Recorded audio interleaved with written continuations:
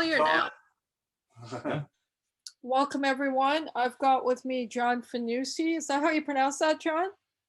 That's right, Fanuzzi. Yeah. Fanuzzi. So John, as I understand it, is the founder of Golden Ratio Woodworks, or was a leading manufacturer of bodywork therapy and spa equipment. John is also the founder of Wellspring Institute, a training and retreat center that holds workshops for health and practitioners. There you go. Look at all this. One of our product catalog, a quick sheet here, but we made all kinds of cool stuff. It was a great ride. I met great people, learned a lot. I know the best therapists in the world. Oh, you want to see my picture here? Hold on a minute. I think it's on here, my first page. Okay. Oh, there you go. I did something different. I took this one picture. I did something, and my hair was standing up. There's your Einstein picture. Yeah, it's an Einstein picture, and then it's my wife, and this is maybe. I never had long hair. A few years ago, I had long hair. I said, let me try this out. And I didn't notice the difference. They say the shamans all had long hair so they could hear the inner, but didn't help me.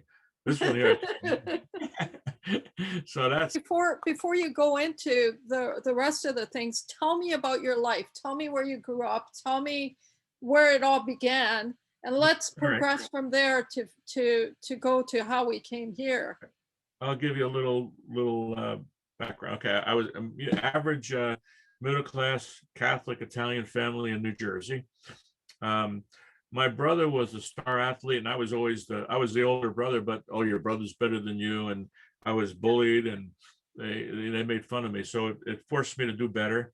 I lifted weights to get strong, so I wouldn't get bullied, and I was not cut out to be the athlete he was. He was an incredible athlete, and I got accepted at West Point, and I went to Rensselaer for 1 semester, and I quit. I went to Newark College of Engineering a little bit, and then I was lucky. My brother, the star athlete, gets the big boss in town, Babe Dinello. He had a big construction company, and he gave my brother a job as an iron worker in 1970 for $11 an hour. Right. I said, that was a lot of money. And I said, I think, the minimum wage is like $1.25. And I told my brother, hey, Mike, can you get me in with Babe? So he got me a job as a laborer. I worked for $6 an hour, which was great back then. And 2 weeks later, I said, Mike, talk to Babe, get me on as an iron worker. So he comes down on the job with a helicopter. It was a pretty big contractor. Pulls me out of the hole. I hear you want to be an iron worker. I told the story a lot. I said, yeah. Right. He says, I can make you an iron worker tomorrow. He said, but if you were my son, you'd be a carpenter. He said, all my superintendents are carpenters. Next day, I'm on the job. He gives me a full union book. I'm a carpenter with a shiny Sears toolbox, right? On a union job. Did you say serious toolbox? A Sears, a shiny Sears. Everyone's got, carpenter's wooden toolbox, and I got the shiny Sears toolbox. I didn't even know how to make it. So I'm working. I started out doing a lot of concrete work and form work, and I learned a lot. By the time I was 21, though, I learned early a good attitude, and I probably could have been part of writing the book of Napoleon Hill, but I always believed in going the extra mile, and I had a really good attitude. So the foreman on the job, there's another big job around, took me in and showed me everything. I was a general foreman. He left, and the super said, who are you going to put in charge? I said, the kid. I'm 21. I'm a general foreman on a big job in Jersey City. So that was like the beginning. I worked my way up, and I was, next thing you know, I was a foreman, and then I went in the engineering department. And the boss said, no, take one step backward, 2 forward. So here I am doing detailing on a college in the College of Medicine Dentistry in Newark. And I took a cut in pay of almost half. But I'm in there with engineers, and I was smoking them because I had field experience. And I tell the kids that go to college, get your hands dirty first, get your hands dirty. Because of my practical experience, I could make drawings and get it right. And so I really got good at drawing and detailing. And I did this hospital from the ground to the ceiling. So, and I had a couple jobs in the way. But then when I was, my father passed on in 1977. And I was like, I wasn't into anything spiritual. I didn't believe in The whole Catholic thing was really against me. And one of my neighbors said, "Hey, John, you don't die." I said, "What do you mean?" He said, "No, you reincarnate." And I said, "What?" And that was one big one. And then my father was a bookie, believe it So or not. hang on. Your father passes away. So how did we get from your father passing away to your spiritual? All right, I'm gonna keep now. Here's what Okay. happened. I Okay. was unconscious, okay, totally self-centered and all that stuff, ego, macho, New Jersey guy, and material, nice cars and all that stuff. Right. So I looked at my father was a bookie, and Okay. all of a sudden it's like 300 people and three flower cars, and all these people show up. He died at 58. He was kind of young, but like, Okay. what a good man your father was. Your father was, and I thought to myself, what are these people going to say if I die? All right, so Wow. I said, what are they going to say? They're going to spit in my face. And I'm like, oh my gosh, I did a 180 spiritually. And this guy gave me the book. I read Edgar Cayce. One of the first books I read is like, oh my gosh, this makes sense. What And book was it? What book I was it? I think it was Many Mansions. Okay. Yeah. Familiar with it. And I think that set me on a path of knocking the doors down. And Friday and Saturday nights, hey, John, you're going out? No, I'm not going out. What are you doing? I'm What? reading. Something wrong with it? So I went from being, going to Yeah. clubs and going, I had girlfriends and dates and all this stuff. And what are you doing? I'm staying home. What are you doing? I'm reading. What? Something wrong with you? So my friends all abandoned me. They thought I was crazy. But I Right. read autobiography of a yogi. Yeah. I read everything. Paramahansa All, Yogananda. all kinds of magical stuff started happening. And Right. well, then let's see, the summer in 79, I took the polarity training in New York. And that was like a really big deal. I started having incredible dreams and So tell me, experiences. so you said when you started reading all these works, incredible things started happening. What kind of incredible things? What was Well, happening? I took the beginning of 79, I took the mind control, silver mind control, and I was like, oh wow, Okay. I'm doing these amazing things. And then I did polarity, I'm feeling energy and doing the work. I'm like having all these vivid dreams, and I quit doing drinking. The teacher said, don't drink alcohol, it'll take your aura down to nothing, and which it does. So I was seeking the truth. And then I did a deep, after that So training, I for did it. those who don't know, can you tell them about the Silva method, and can you tell them about the polarity you're talking about? Oh yeah, yeah. The silver mind control was pretty much manifesting using your psychic abilities, and I realized from nothing, I think it was about only a 4-day course or whatever it was, but I'm amazed myself at what I was seeing, and Right. that I could go into New York, visualize a parking spot, and literally, I get a Yeah. parking spot. You don't Right. usually get parking spots in New York, and these, I learned about synchronicity, coincidence. You just think of Yeah. something, and it was actually super consciousness. And Right. I had listened to a tape by a master Subramanian talked about super conscious, and I was living in that state. You think of something, and everybody appears. The people, the school, everything was like you turn around, the book falls off the shelf, and Yeah. ask a question, get an answer.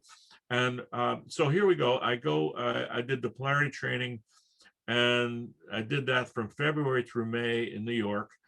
And it was amazing what I was doing with the energy work and doing miraculous healings and energy flows that were like amazing happened. It was just a So you were fantastic doing experience. energy work based on just these courses that you'd taken with polarity and the Silva method, etc. Yes, that Okay. became the polarity work So was you somehow opened up yourself to the healing energies.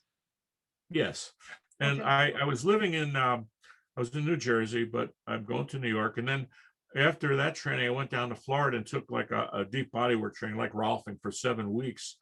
And when I came back, there was our polarity teacher called and said, we have a special guest in town, Dr. Vasant Lad. And he came from India. It's his first time from India. He's actually become very famous now and has a healing center in Albuquerque. But it was all about Ayurvedic medicine. Right. And it was fabulous. And I learned about breathing. I mean, Dr. Ladd, I remember the one story that really he told us about. He told us how to breathe, and he explained it, drew it. He told a story about his grandfather having a kidney stone, and he had surgery, and he got into an altered state by breathing. Right. And that actually saved my life. I fell off a scaffold one time, and my legs, I couldn't feel them. I couldn't move. I'm in the emergency room, and I just did this breathing into my sacrum, and I got my feeling back from breathing into my sacrum. Right. So that was pretty amazing lesson. I'm glad I had that fall. Right. So going back to the summer with Dr. Ladd, this is amazing thing that happened. Go ahead. I had been going regularly 2 or 3 times a week to New York. And then the final day, we sat in an Indian restaurant. He was going back to India, and I sponsored him. I had a little bit of money then, and I gave him money to fly back. And we're walking out of the restaurant, and I was in a goofy mode. We're all talking. Well, that night, I had this incredibly vivid dream. Okay. And I'm walking down the sidewalk in my dream, the same sidewalk in the physical, and there's a group of people sitting in a circle around this man. And they were all sitting in a meditative posture in lotus, and I'm like really goofy. I sit down in front of them. I said, I better be serious. I better look at it. All of a sudden, this master goes flash, showed me all his lifetimes, and like, wow. And then he puts his hands over my head and makes like this. And he said, he puts his thumb on my forehead, and he says, I like your colors. And I took that to be your aura. Right. And that master, I didn't know who he was, and I did a trip I took a trip across the country in my Volkswagen camper, and I wanted to start a healing center in the Southwest for Dr. Ladd. And what happened was I picked up these two, I didn't like Santa Fe and I didn't like Albuquerque, but I picked up these 2 German hitchhikers, and I wound up, they said, well, maybe you can go to Phoenix. Yeah, because I was going to go to the Grand Canyon first. I said, yeah, no problem. So I wound up driving into Phoenix. I dropped them off, and I drove into this restaurant, and I said, boy, I need something to eat. It was closed, and she made me some soup. I said, I need a place to stay. And I literally said a prayer on her bench. I said, look, God, if I got a master out there, I need to meet you, and I need this to happen, and I like that this is right. That guy in my dream was real. Let's okay, I need some help. Right. So the next day I pick up this book, Spiritual Community Guide. I wanted to see what was going on in Phoenix, and I saw the teachings of the Masters of the Great White Brotherhood. So right. I go down to that place, and I talked to the lady for about 5 hours. I said, oh my gosh, because I was, I liked, I grew up with Mother Mary, and I like Buddha. They have all these statues of, I like East and West. Like, everybody. Wow. They don't distinguish. They have everybody there. Yes. They don't make a distinction. Everyone is spiritual, and everyone is the God's light, or a path to God. Yes. Yeah. So this story is incredible. So you brought me onto the subject, so I'm going to tell it. So Please. Here I am at, I found this place. I go down to this bookstore. I said, oh my gosh. And I bought a bunch of tapes, and I played these cassette tapes then. And one was the Buddha and the Mother meditation. I did this meditation, and I felt every chakra go, every chakra started spinning. Right. Can you tell us the meditation? How was it, or what was it? It was just a slow meditation focusing on the chakras. And literally I felt every chakra spin for the first time. I never had that happen before. And so I said, boy, this is awesome. So I instead of going to the Grand Canyon, I got in my car. I drove right out to this place. I wanted to check it out. And I got even a speeding ticket on the way. I was smiling, just gave my license. I was like in bliss. I was listening to bhajans and this Eastern music, and I was in a state of bliss, literally. Well, I get to the ashram, and like, oh my gosh. I literally walked across the property line and felt the light and the energy. It was like radiant, like just walking on the property. And they answered all my questions, and I said, oh my gosh, it's incredible. So they had this mystery school, and I said, well, give me the application. This sounds like where I want to be.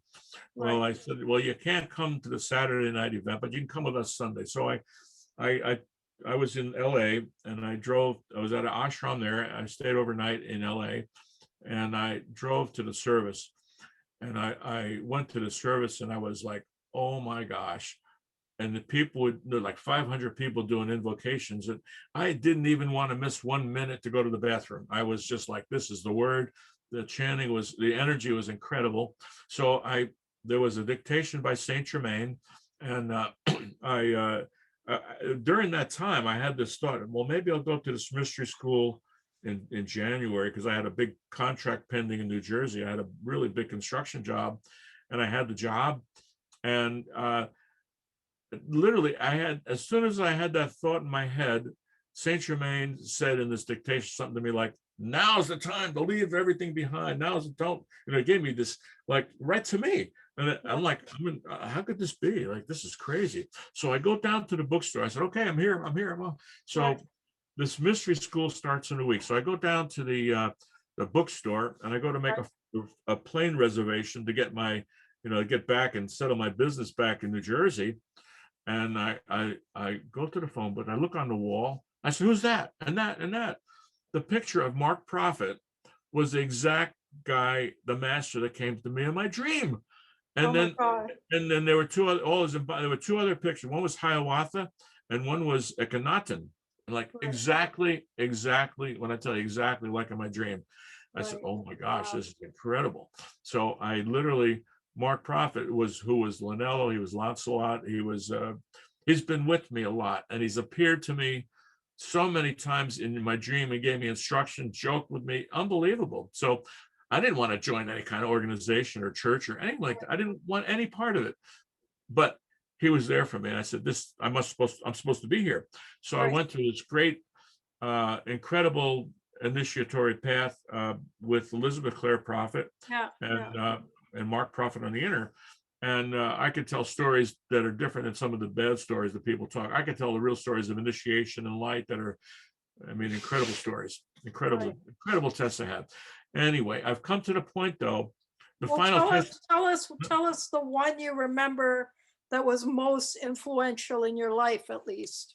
Tell us one of them.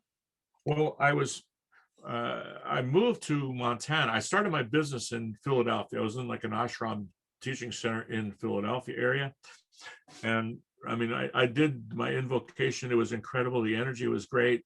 The teachings were great. The nice thing about it is that we'd get our dictations a week later, and like, this is what I experienced this week. So the masters were working with the whole community, giving the message and giving us our tests as a community. And I was always asking for truth. I went through, I always wanted to be in line. Yeah. And it came to a point though, things got a little bit, I said, what happened was I fired someone, and I fired someone at work, and this guy writes a letter to Elizabeth, and she calls me up and gives me the double barrel shotgun and told me I'm insane, I'm this and that. Blah, blah, blah. I'm like, oh my gosh. And I probably had done more projects for her personally than anyone. I did lots of personal, building things, and you never know you're going to get a smile or get a chastisement. So I said, this is crazy. I said to myself, business 101, you want to hear both sides of the story. So about 6 months later, I walk into a restaurant. She's there. She said, John, why don't you come have dinner with us? So she's there with her husband and this lady that did a lot of the songwriting, older woman, Dorothy Lee. And so Elizabeth goes to me, well, by the way, whatever happened with you and so? And I said, oh, you want to hear my side of the story? So she said, oh, well, Dorothy was there. And she says, John, you got to take me home. We got to take me home. I said, okay. So I took her home. I wouldn't take it from that woman. And she's going, I said, that's my guru. And I said, wait a minute. She said, baloney. She was in the bedroom when I was getting the needling, right? I wouldn't take it. So what it did, it took me, she was a great orator, and she had great light, incredible. Great stories, great stuff. But it made you realize that. But it made me, made me take her down from this position of being this. Being on a pedestal.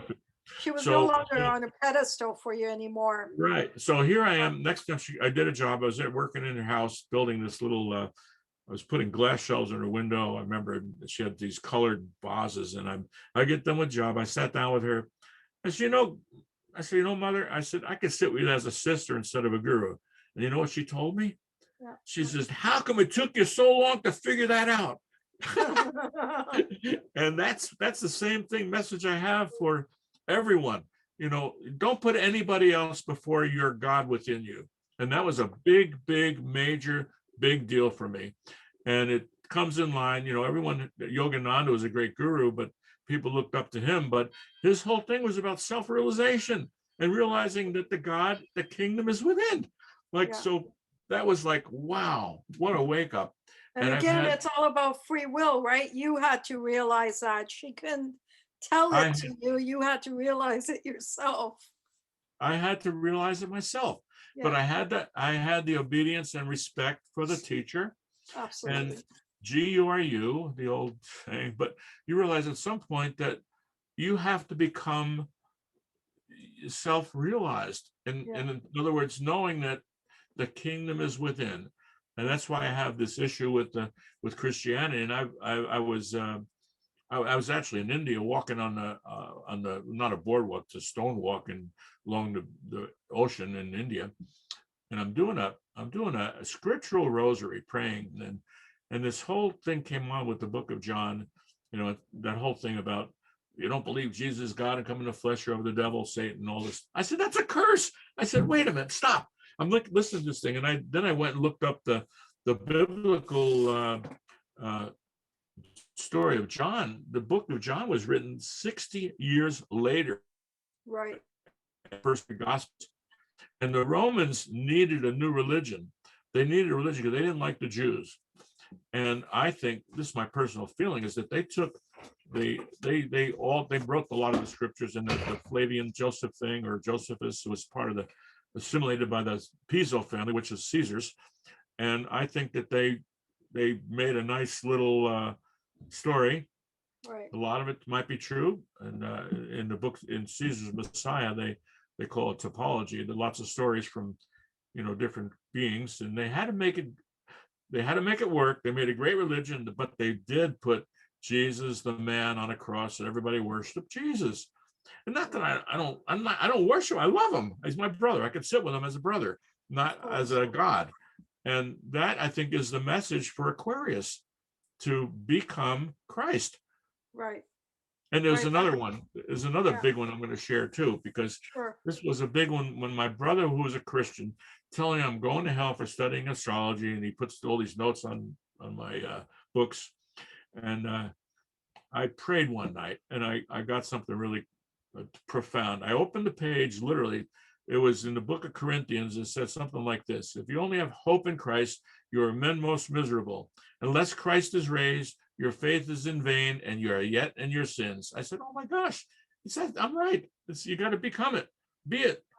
And that's what I tell people. Be it. Absolutely. Absolutely.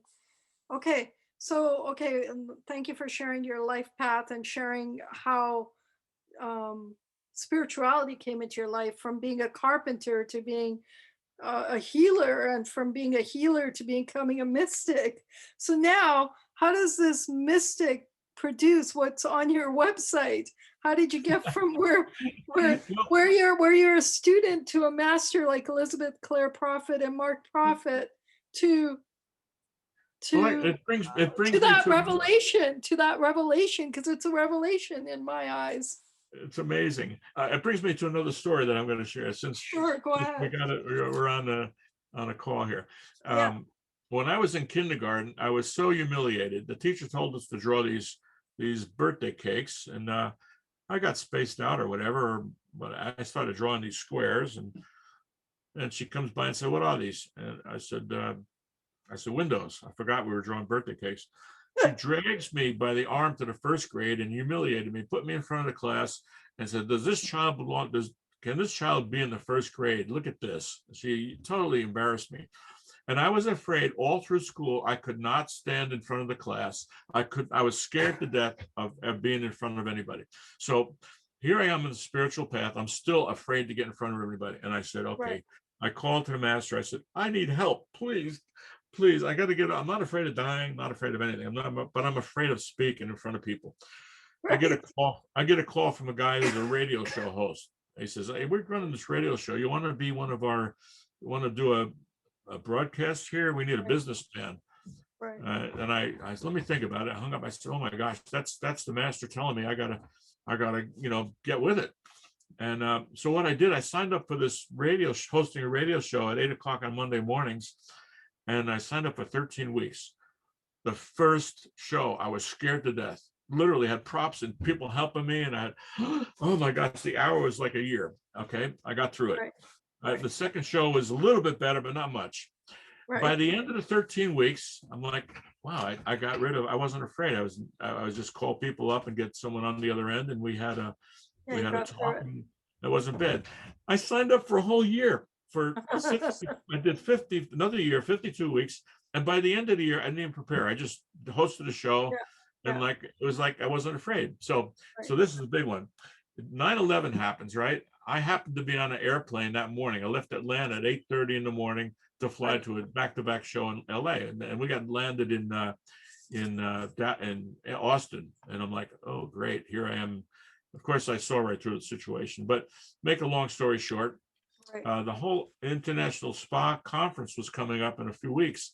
And nobody wanted to go because no one. We never got to how you got to your spa, making your spa beds either. I'll get there. Okay. So here is 2001, and I think this was in October, and I write this letter to everyone who's bailing. John, we're not going to go. I don't want to travel. I don't want to travel myself because I was on a plane. I was stuck in Texas for a week. So my son comes in, Dad, you don't give up. Wait a minute. I started writing this letter with my son. He was in high school. And I stayed up till 3 a.m. and I wrote this real inspirational letter to all the therapists. I said, look, we're healers and therapists, and we touch people and talk to people. We can't give up. The whole world will give up. So I write this letter, and the iSpa Association sends it to 8,000 members, and they put it on TV and made this big deal. But you know what they did? They invited me. They created like a town hall thing and put up this big tent at the show in Palm Springs. And they put me up on the stage with these big shots like American Express and Price Waterhouse and big sponsors and me, right? There was 4 of us on the stage. And I'm like, so what happens after that? I get called to be a keynote speaker. I was the keynote speaker at the first, it was a medical spa show in Texas. And I was the first lead-off speaker. And then the big one, I did one in Texas, and then the Florida Massage Association, it was 1,200 people at the dinner, and I'm the keynote speaker. Oh my gosh. And I literally was not afraid one bit after doing that. I said, oh my gosh, I did the hardest thing in the world became my best thing. And I could speak in front of 10,000 people now. I'm not afraid. I got rid of the fear of speaking. And that to me was a blessing the way it happened. But I asked for help, and I literally jumped into the fire and had to get over it. And that's how it works, I guess. You ask for help, they give you help, and you better take the help when they give it to you then. Well, I consider it, that's the path of initiation, and take the steps. Listen, you got to listen. You got to pay attention to all the signs. And that's my other, I guess, gift, I would say. I'm not psychic, but I'm very, I've got numbers and words. They pop up when I think of something. I listen to every single thing going on, whether it's on the TV or whether someone said something or the phone rings. It gives me oh, wait a minute, I'm just thinking of that. How does this connect? And it always, you wouldn't believe my wife. I just want to show you, if you can see my screen. I'm showing you your image on my Instagram. Wow. How about that? Which one? Oh, this one here. Just to prove to you that, it actually happened, that synchronicity. Well, to me, this is a moment in my life because I've been wanting to do this, and I've been waiting. I realized that I have to wait for the right climate for the people who are ready. And I do think that now's the time, after this whole election nonsense is over. I hope we have a victory. And I think that all these podcasters that have become amazing people are going to have new material. Right. And I think that the age of Aquarius, which I believe it happened in, this past astrology, the conjunction at 0 degrees Aquarius, I believe that was really the beginning of the age of Aquarius. And then I I hear a lot of people speak about the age of Aquarius and the fifth dimension, not like I'm repeating this, but no one talked about phi. Nobody that I've seen understands the stuff that I've actually stumbled upon. So tell me, okay, you what did these radio shows, you became proficient at speaking on stage. You were able to speak to 12,000 people and thereabouts, but like 1200. 1200. 1,200, sorry, 1,200 people. What did you speak about when you were on stage? What were Okay. your Here's what I did. teaching them? I told a story, and it was called, the presentation was A Journey from Yesterday to Tomorrow. And I Okay. told the story of the massage industry, how all of us started in our basements with no money. Our competitors were all on the same page. There was no mediums they were in magazines. There was like some Xerox copies of events, but there was really no networking.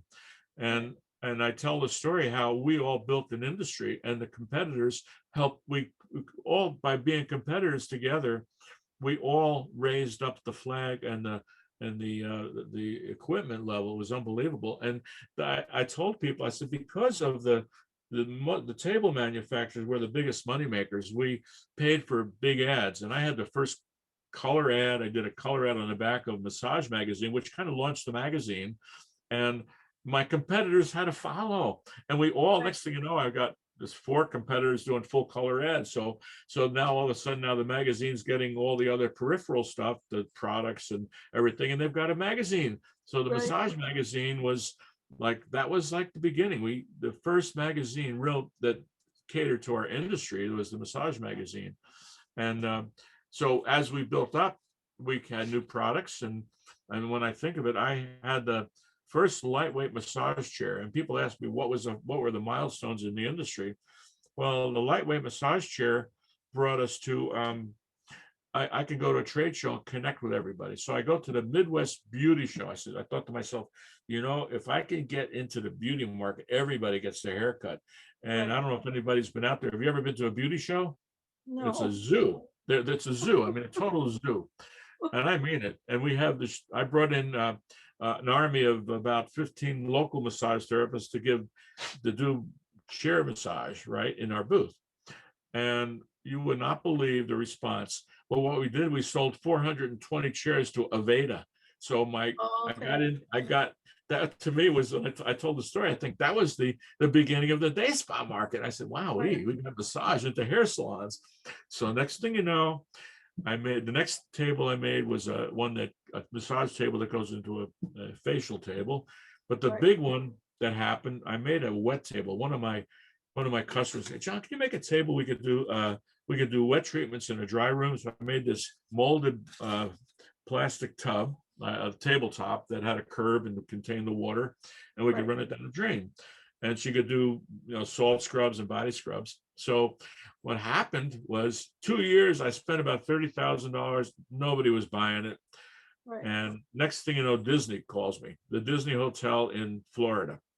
We want to put some wet tables in. They made the first theme spot at the Disney Hotel. I think that was the first one. 30,000 square foot, knock walls down and put wet stuff all over the place. Next thing you know, our competitors are building these Vichy spa tables, wet treatment tables, but we got into Las Vegas. Las Vegas had to keep up with the Joneses. Next thing you know, all the hotels, the big hotels, the Four Seasons and the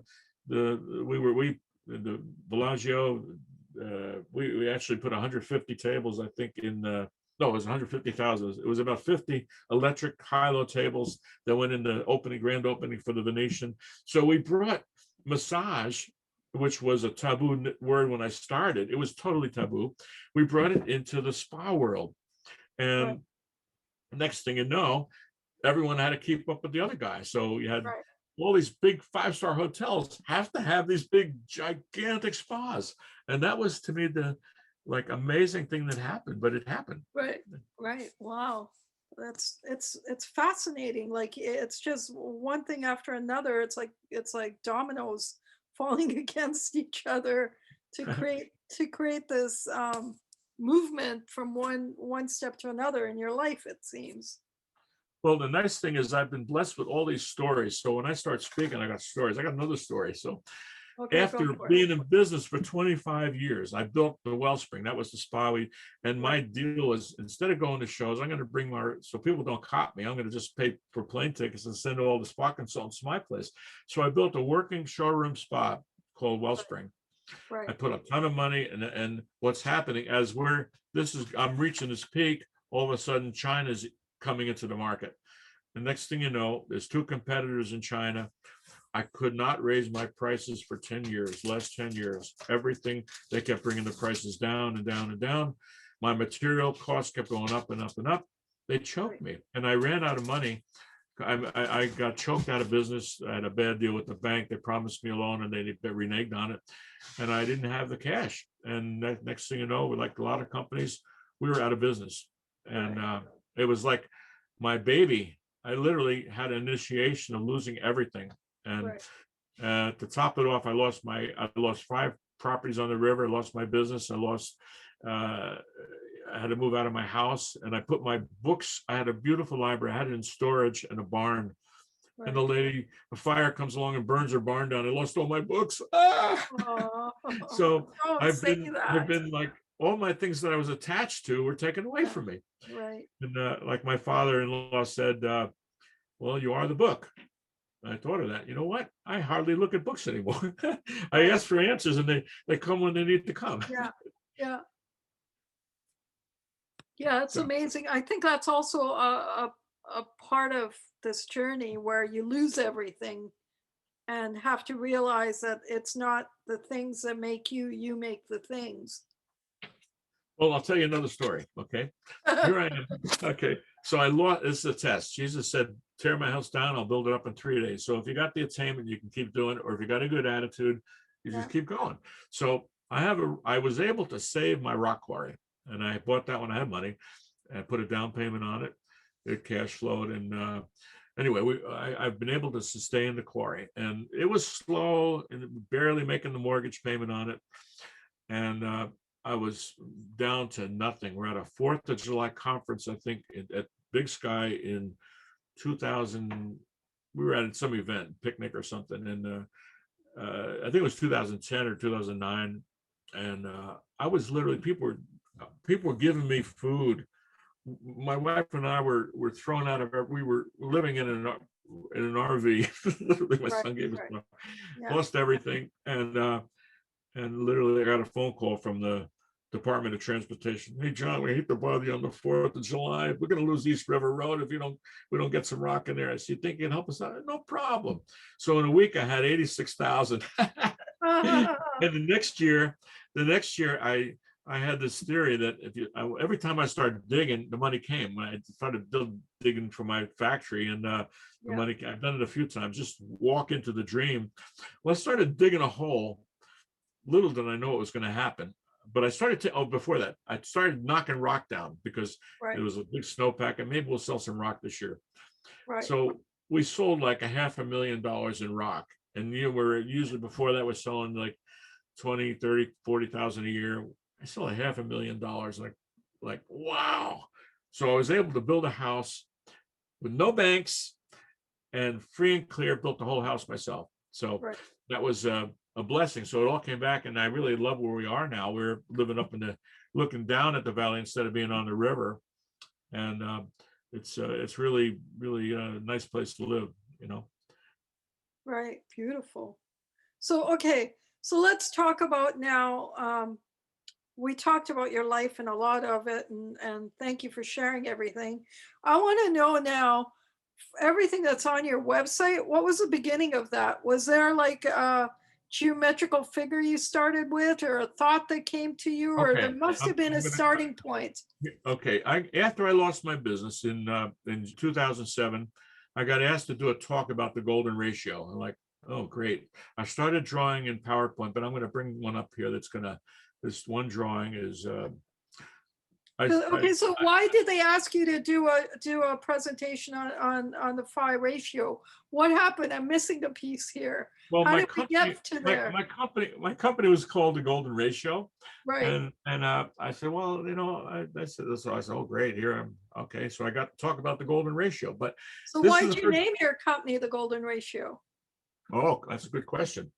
Um, I didn't, when I first started the business, I was doing one table here. I started, I started with $100 deposit, and Okay. I had a full-time job on the, in the construction industry. I made good money. And I always tell people, if you're going to start a business, always if you don't have money, you got to have two jobs, and you got to work 100-hour a week. Right. And that's what I did. I built my tables at night. So, how did I come up with the name? I started selling tables and just writing checks to me. Then I go to this guy he had a magazine, New Age magazine in Philadelphia. And he said, don't you want to sell $100,000 in these? I'm like, $100,000, like millions of dollars. Like, it looked like so much. And he said, so I said, I'll tell you what, I'll trade you. I'll trade you an ad for a table. So I built him a table, and I traded for an ad for him, or a couple of ads. And he said, I had to come up with a name. And I'm reading this book.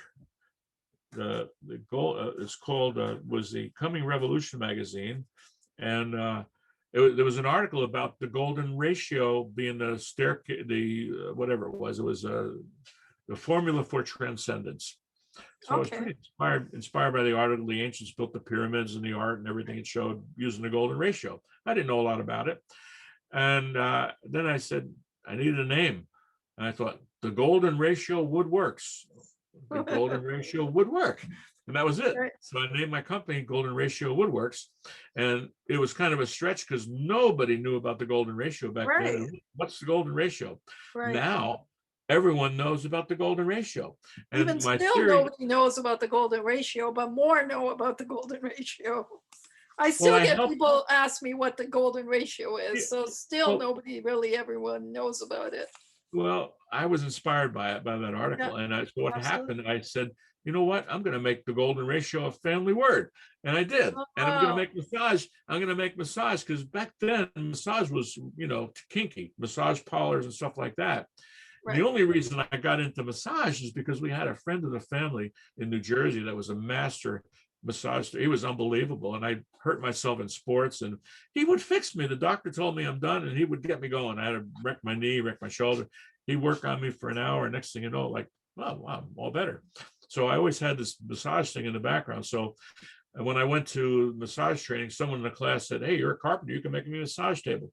That was the beginning. And I made a few tables in the beginning in New York. And then so I started building onesies, and I needed the name. And that's how I started with the name.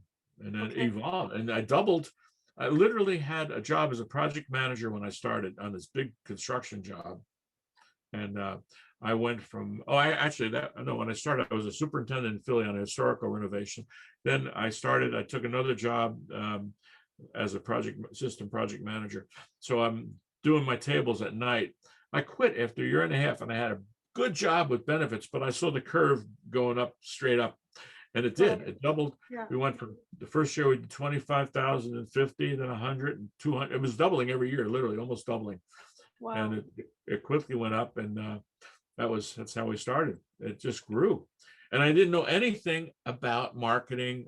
Some guy said, hey, we got this trade show. What's a trade show? I didn't even know what a trade show was. I went to the you named it the golden ratio, but at that time you didn't know the depth of the golden ratio, I imagine. I didn't know a lot. I knew the basics. I knew the 2D spiral. So I got on the screen. I had to do this presentation for the golden ratios, and I had a book called The Sacred Geometry it was a classical book, and it said draw the dodecahedron. So here it is. You draw from a circle to a hex, connect the lines. It's pretty amazing. Yeah. I said, wow, I drew that. Wow. And I got into understanding the 3D stuff. And like, oh my gosh, this is amazing. I drew that. I'm like amazed that I could draw this. And I drew it on a computer. I made a PowerPoint, and I drew this all on a computer. And people say, what program to use? Well, the graphics are pretty neat.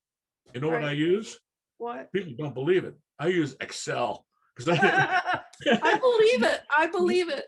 I used to think Excel was the most powerful program on the face of the planet, when everyone thought it's just a spreadsheet. I go, no, it's way more than a spreadsheet. Well, Excel is I knew how to draw on it because I drew all my parts on it. And when I did construction drawings, I literally built a spreadsheet and I got all my quantities. I changed one variable and the whole thing changed. All my dimensions changed.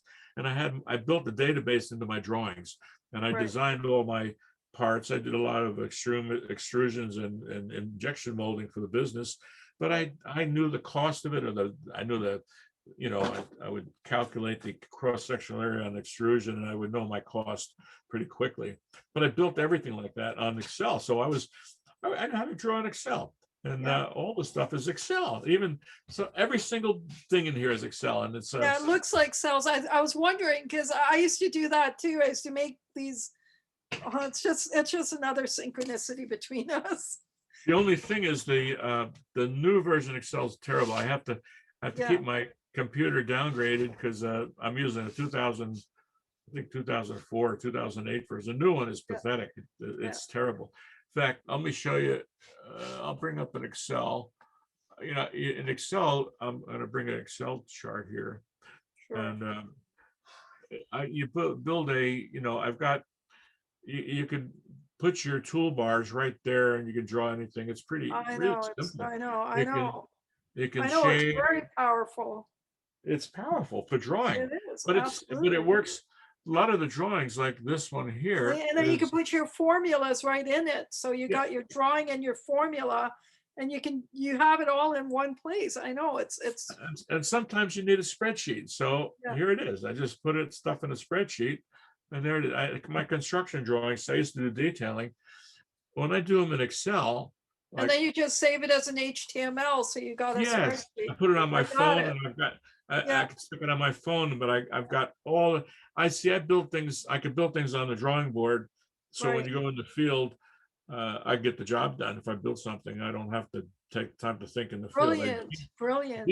Detail everything on the board. That's what I did for the concrete company. And it really was a big blessing. Most carpenters are in the field and they're trying to figure out what to do, a cut list or whatever. I do everything ahead of time. I do. Okay, so you start with this point with the dodecahedron, and you create this masterpiece artistry here. It's amazing. See how you just connect all the lines, and you find you got all your little pieces of the dodeca. Right. And when I did that, I'm like, wow, look at that! I drew that. Wow. I'm not a good artist. My wife's the artist. You have the pentagram. It starts with the pentagram, doesn't it? It starts not the dodeca, but the pentagram is like if I go to a pentagram here, this one here, that's the pentagram, but it's it's fractal. I mean 2D, but going from 2D, you fold it up here, you got a pyramid, but you get everything from a pentagram when you stellate it. Right. So all your 3D, you go up a dimension into 3D or 5D when I think really. Right. Okay, so let's start with your first drawing and tell me the evolution of your drawings now. Can you do that? Okay. All right. So if I go from when I start first from the started beginning, drawing, where did you start? I guess you started with phi. This was my first drawing, and I posted it on the Rumor Mill News. Okay. I saw this Stargate thing, and then I said, then a friend of mine came over and she said, she gave me this heart math thing about breathing and getting in coherence. So I called it recreation through coherent crystal breathing. And this is where I got. So you saw the connection between breathing and that original drawing you had drawn, because you have this hourglass here as well. Well, what I did, I came to the realization that the only phi based chakra that brings it a 0 point is the solar plexus. I haven't seen anybody look at it geometrically, because this to me is the still point, the wormhole. It's it's the portal, it's the point, it's the Tao. It's where the counterclockwise goes to the clockwise, and it's like in the alphabet. So the solar plexus is also where the silver cord is, for example. When you're born, when you're a baby, everything starts from the solar plexus too. When you're in creation, yes. Right, but even the silver cord to the astral body is right there too. So we have the umbilical cord from the physical perspective, but then that silver cord to the astral is also from the solar plexus. So when you go from one what's the word I'm looking for? I want to use the word kosha, which is the Sanskrit word, because you have your five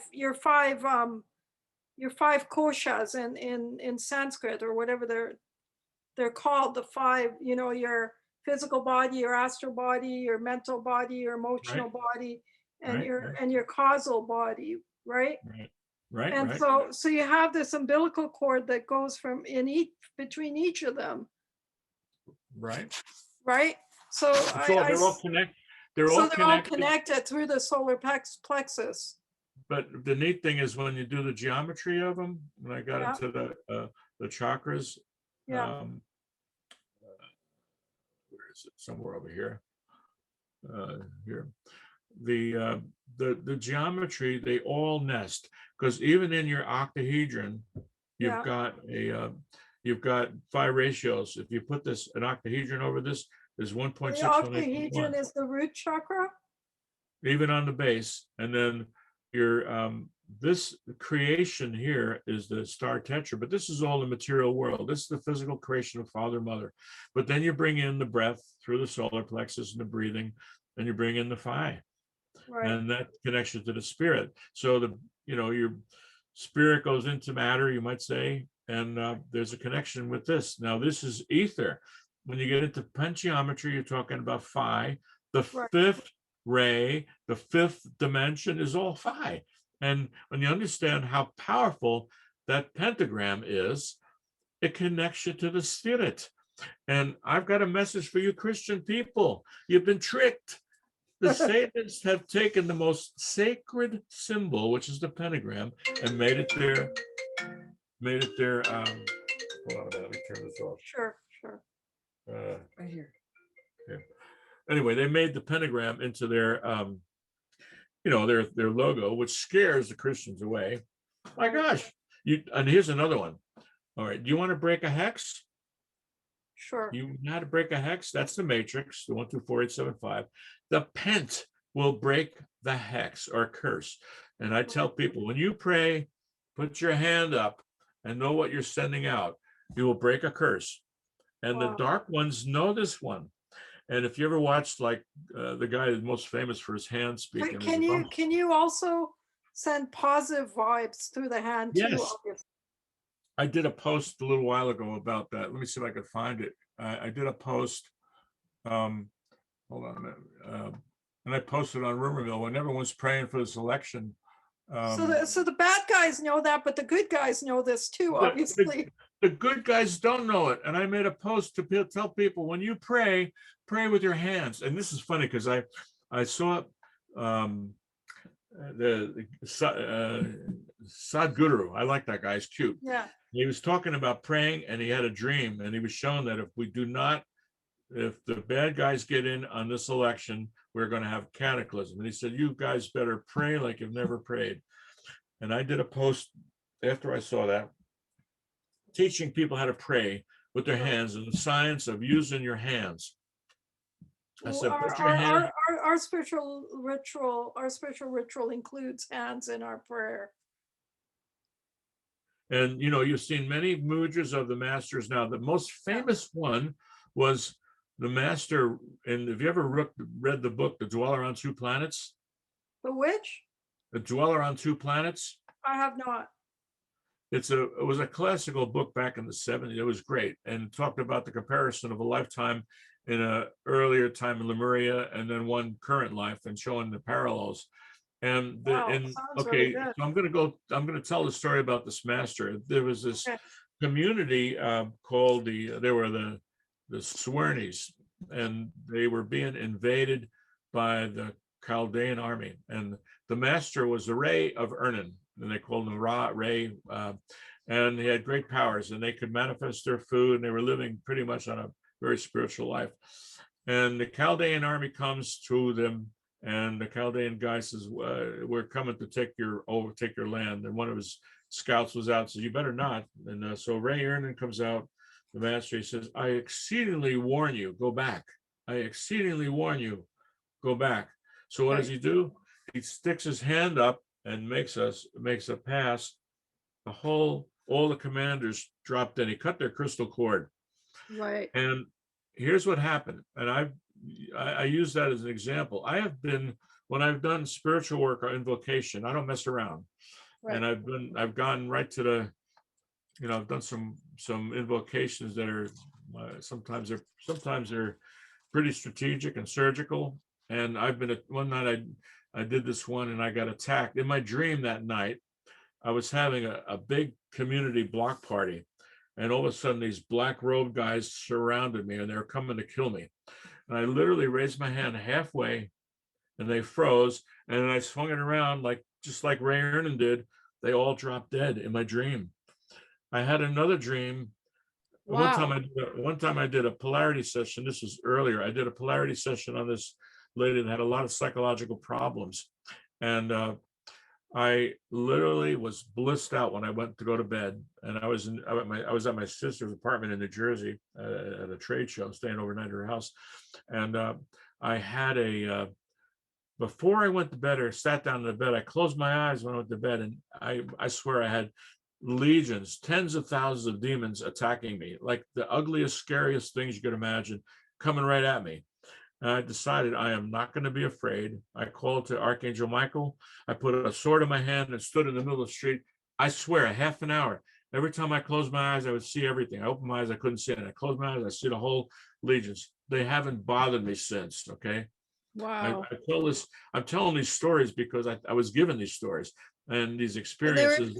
They're important for people to understand, to understand, to relieve their fears.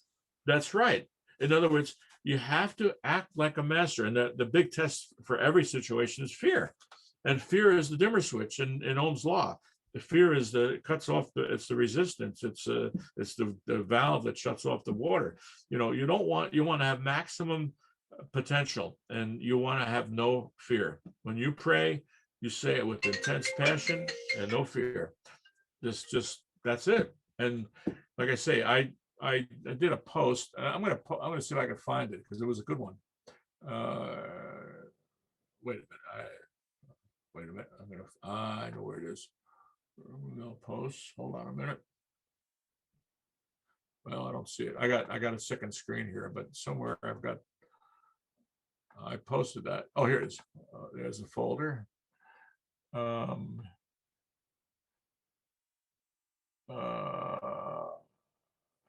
Maybe it's this one. After hearing Guru, I did this one here. Hold on.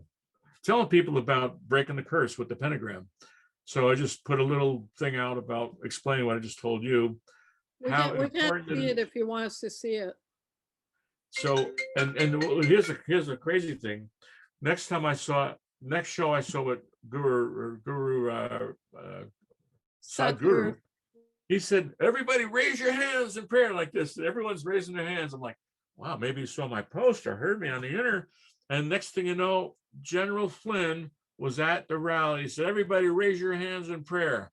Maybe they do this all the time, but I like, wait a minute, did they pick up on this stuff? So you never know. And I always, when I had business, I had to be careful of my thoughts. If I had a design or something, literally, I feel like a broadcasting station. So I put it out there and people pick up on it, So anyway, I the same thing with prayer. When you send out a message like that, if you know you're powerful, you are powerful. If you don't know you're powerful, you're not powerful. So right. It's the same thing when I tell people, if someone came to me to work and said, I'll try, I would say goodbye, because I want someone that's going to say, I will. And I don't know how I'm going to do it, but I'm going to do it. And many times I had projects that were way beyond my ability, but I didn't say I'll try to do it. I said I will do it, and I got them done. And that's an attitude that's important. Your words are important, right. And you're just making that and knowing who you are. If you don't believe who you are, you're never going to be who you can be. You've got to become Christ. I mean, you got to be the master and walk the earth, wield your power. That was one thing the Guru told me. And when I didn't have the self-confidence, she said, don't you know who you are? Why don't you wield your power? I said, right. Oh, okay. And I really back then I didn't think too much of myself. I didn't have a really good self what's the word? Well, self-image. part of it is suppression, right? All through our lives. Well, because when I started out as a kid, I was always had this complex. My brother was a star. I was nothing. I always got put down for I'm nothing. So Yeah, I that hear you. was that was good though, because it Yeah, says in the Bible, I like the Bible a lot of ways. of Christ is course. made perfect in your weaknesses. So the things that you're weak in, you become your strengths. And all the people that write psychology books, I tell people, they're not the people with the easy life. They're the people who went through hell in their marriages, and they write the Yeah, books yeah. because they've been through it. And to me, that is a great thing to go through those tests, initiations, or whatever you want to call it. So my next question to you is, so we're looking at this chakra chart here, or the chakras and the geometries and all that, and the energy flowing through the human body. If somebody is a skeptic, how would you scientifically be able to convey to them how this energy works and how it flows through your body? Um, that's a good question, because most of the uninitiated, you have to start with a crumb. Right, You have to. It's a slow process trying to get someone to that level. So I like to use practical stories that I've right. been through. I've been gifted, you might say, all these.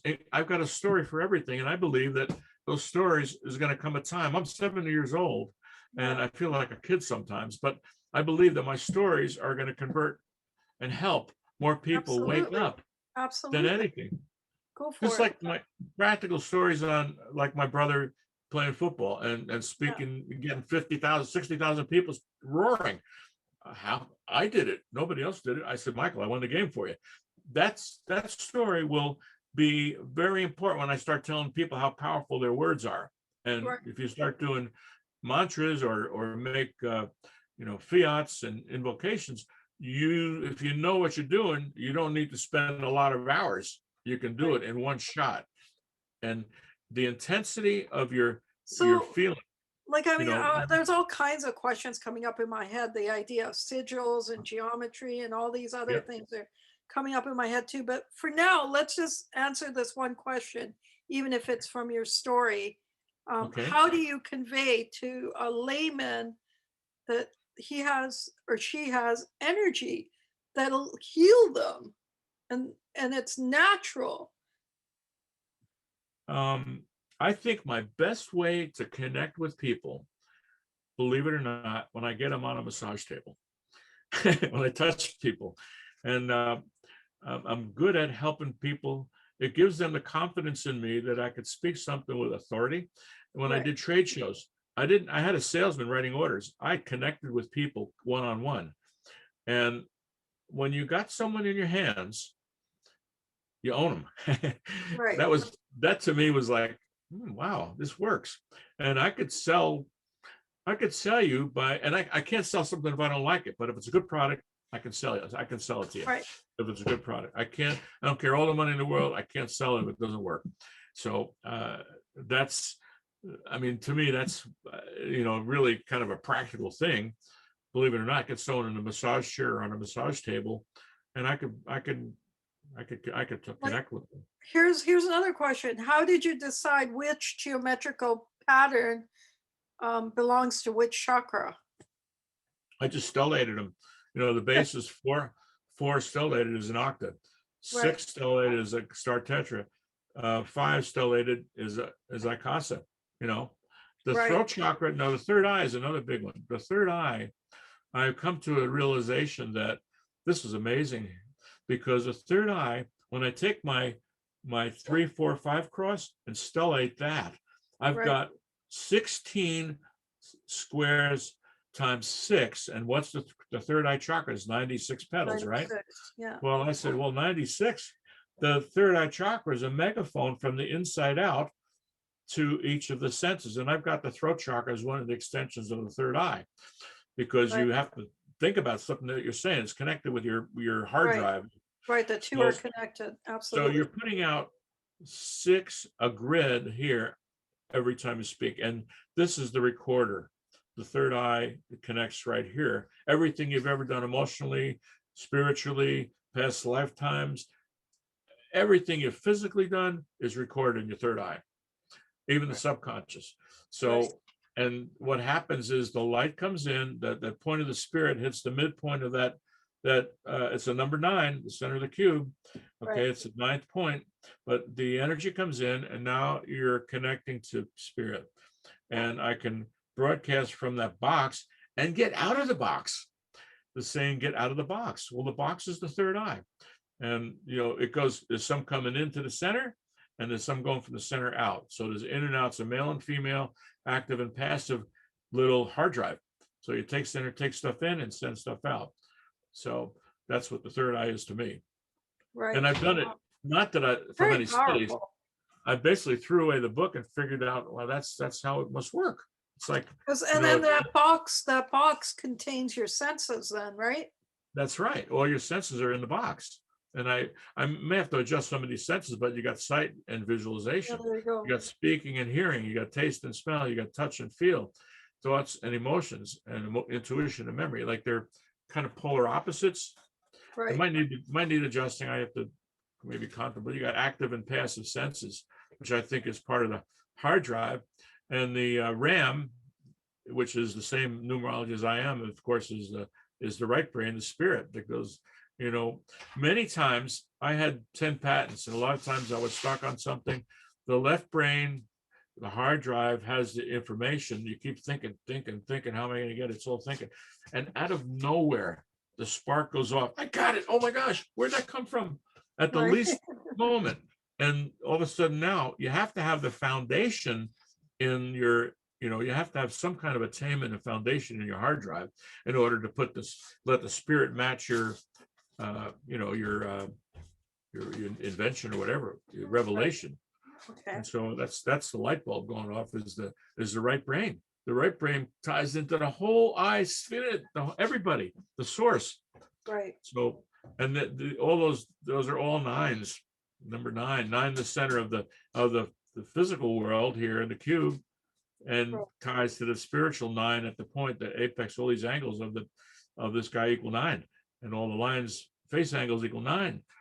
And I've done a whole thing on word numerology, but when you graduate from the lower numbers, 9 is the graduation. It's selflessness, sacrifice, service, surrender, and I added one more, share. Because if I don't share my stuff, what good is my life?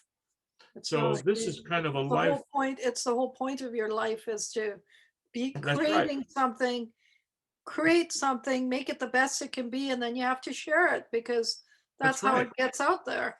A lot of people take it to the grave, and they don't. You got all these great. I've got volumes of experiences that I've been. I think I've been so choreographed in this life. My whole experience, if I go, stage by stage, I got like hundreds and hundreds of stories that go with the spiritual test. Yeah. So I think that when I do body work, I like to tell people stories. They remember the body work, and when I'm teaching to do body work, I tell stories, because people remember stories. Right. And even when I don't want people coming back. I don't hang a shingle, believe me. I don't want to do that. When people show up, I want to get them fixed, show them how to fix themselves, and go home and smile. That's what I do. I don't. I never really want to hang a shingle and make that my thing. I think I'd be bored to death. Right. Okay. So where do we go from this slide? I think this might be a stepping stone for, like I say, I think my message is going to be much more welcome after the political stuff goes away, when all these incredible podcasters need new material. Right. And I need to get on some big shows and start making some YouTube videos. This will be a very good video, because I feel like I'm in the flow, and you're you're bringing out some good questions for it. And I've never done this before, but this will be, maybe it could be choreographed a little better, being in order. But what I want to do is, like, when you were earlier speaking to us, you showed us another body slide that you had, which I think you go from this to the next slide, which I think it was about the bones, or it was about the energies, or unfortunately, you know your site better than I do. I don't remember which one it was. Well, it was going into deeper of the energies as they flow through the arms, and how the phi is in the arms. Oh, the bones. Yeah. Yeah, Well, so just go over this with me now. Okay, so the phi ratio is 0.618, is 6.18 is to 1 is 1.618.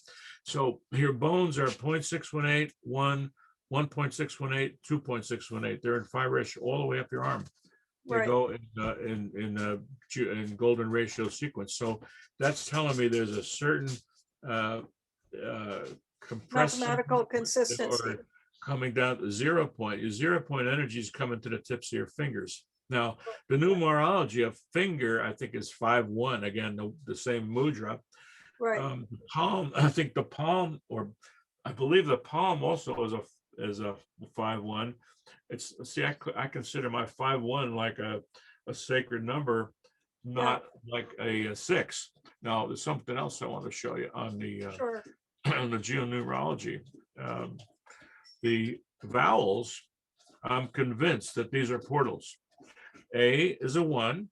Right. That's the connecting point. E is a 5, which is, it takes all the energy out here in Omega. Right, that's your violet flame, I guess, there. That's right. That brings you to 0 point. The I is the 9. Okay, Right. that's the center of the cube. It's the apex of the angles. The O is the 15, which is the mudra Firenze that connects you with everybody. And if you do that on your left hand and your right hand, then you have the hourglass. Like, I mean, like, no, like this. Oh, like this. Yes. Yeah. Exactly. And that connects to, that's the cosmic connector, I call it, the 15, the stellation of the dodeca. So I wonder if that should be our handshake. Well, you could, yeah. But here's another one. The 21 is the U, and I believe the 21 is taking you from duality here to singularity.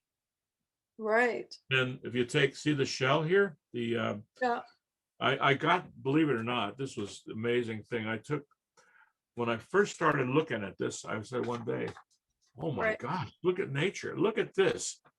If I can put this on the screen here. Yeah, we can see it. It's exactly, wait a minute. Yeah, right there. Exactly 60 degrees in 2D. Wow. Exactly the same as the Pent Pyramid. Now, why is nature doing that? Right. Nature wants to get the 0 point. And a lot of flowers are pent. And I learned a lot of this originally from Dan Winter. I had him out here in 99, and he gave a presentation out here in Montana. And well, the cool thing about listening to you and studying with you, like when it comes to Dan Winter, I don't have a beginning to where he's at right now. I don't have a transgression or a progression of how he got there, where I'm asking you all these questions to be able to determine how you got to where you are. And now I have a better understanding of how you got to where you are.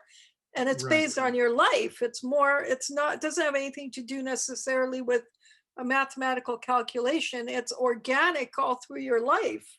Yes. Which is fascinating. And I've also, I'm not going to mention it here, but my past lives I've been given several embodiments in the past, and because I've done things in the past, it's helped me do things that I can do now. Right. And I did some things that were totally parallel, and it connected me. It showed me a lot of the connections and the people and the reasons why I've been gifted with some of these things. Right. And I believe, I was always the underdog. I never felt like I'd be at some, I've always been a teacher. So when that person told you you don't die, you reincarnate, and then you learn about these past lives, and you learn about your past lives, where are you at this with this reincarnation thing right now? Do you still feel that everyone reincarnates, or do you believe they're the parallel realities? Well, most people reincarnate if they're unconscious. They'll reincarnate where they're attached in their families and the Right. bloodlines. I think I have reincarnated in for missions, and my chain of embodiments goes back. It's not a bloodline thing. It goes back to volunteering to make a contribution of some sort. Right. And I've noticed one 500-year cycle. Oh my gosh, it's unbelievable. Exactly to the month, stuff that was happening 500 years in one other lifetime. So that Wow. confirms stuff. But the cycles are amazing. I in this life, since I've been on the spiritual path, every city I've lived in equals a 6, and all the lifetimes I can remember that I've been shown all equal to 6. All the cities that I did my work in. So Wow. a lot Wow. in Rome, Florence, that stuff, and a lot in Greece. So is this image what is it? That's, you got the shape, you've got the, well, what is this image? You better tell me before I, Which one now? this image we're looking at right now, what is it Oh, exactly representing? All which the one? different, Oh, the these are one, the numbers and the letters right. in Pythagorean numerology. And then you have the symbols and the Now here's geometry. another cool one: the Okay. breath, the head, and the hands. Right, the breath is that's bringing it to 0 point. Right. The center point of the cube, which is the head, the box, is Right, because that's where all the senses are. incubation. That's the head. That's the Right. third eye. Right. Okay, and head equals a 9 to top it off. The number Right. 9. Breath equals a 9. And the hands, you have 27 bones in your hand. Right. 3 2 cubes. and So you 7 got, is 9. yeah. So you got 3 cubes is 27, and the hand equals 9. The Right. word is 9. The bones are 27.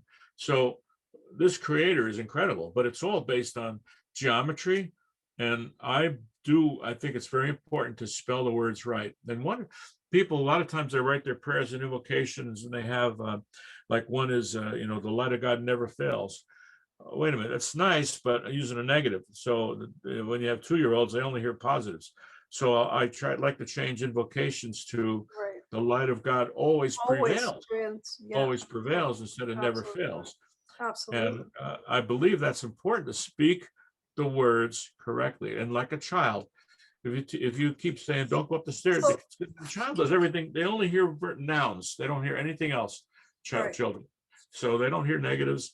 So if you want a child, if you don't want to have terrible twos, you always tell the child where we're going. We're going here, not where you're not going.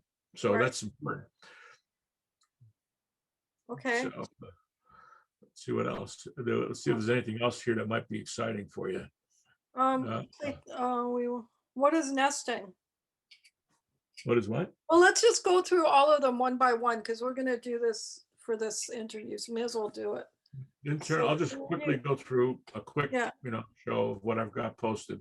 This is about the internal Stargate and the Holy of, and then David Sarita mentioned the Holy of Holies in his last show. He was talking about 432, and that inspired me to make this drawing here about the Holy of Holies being right here. I had some other drawings, but I said, oh my gosh, this, I believe, where the dodecas intersect, right, is the Holy of Holies. There's this infinite dodeca going within, and you're going without is the infinite ikasa going out. So, and is that like a diamond shape there?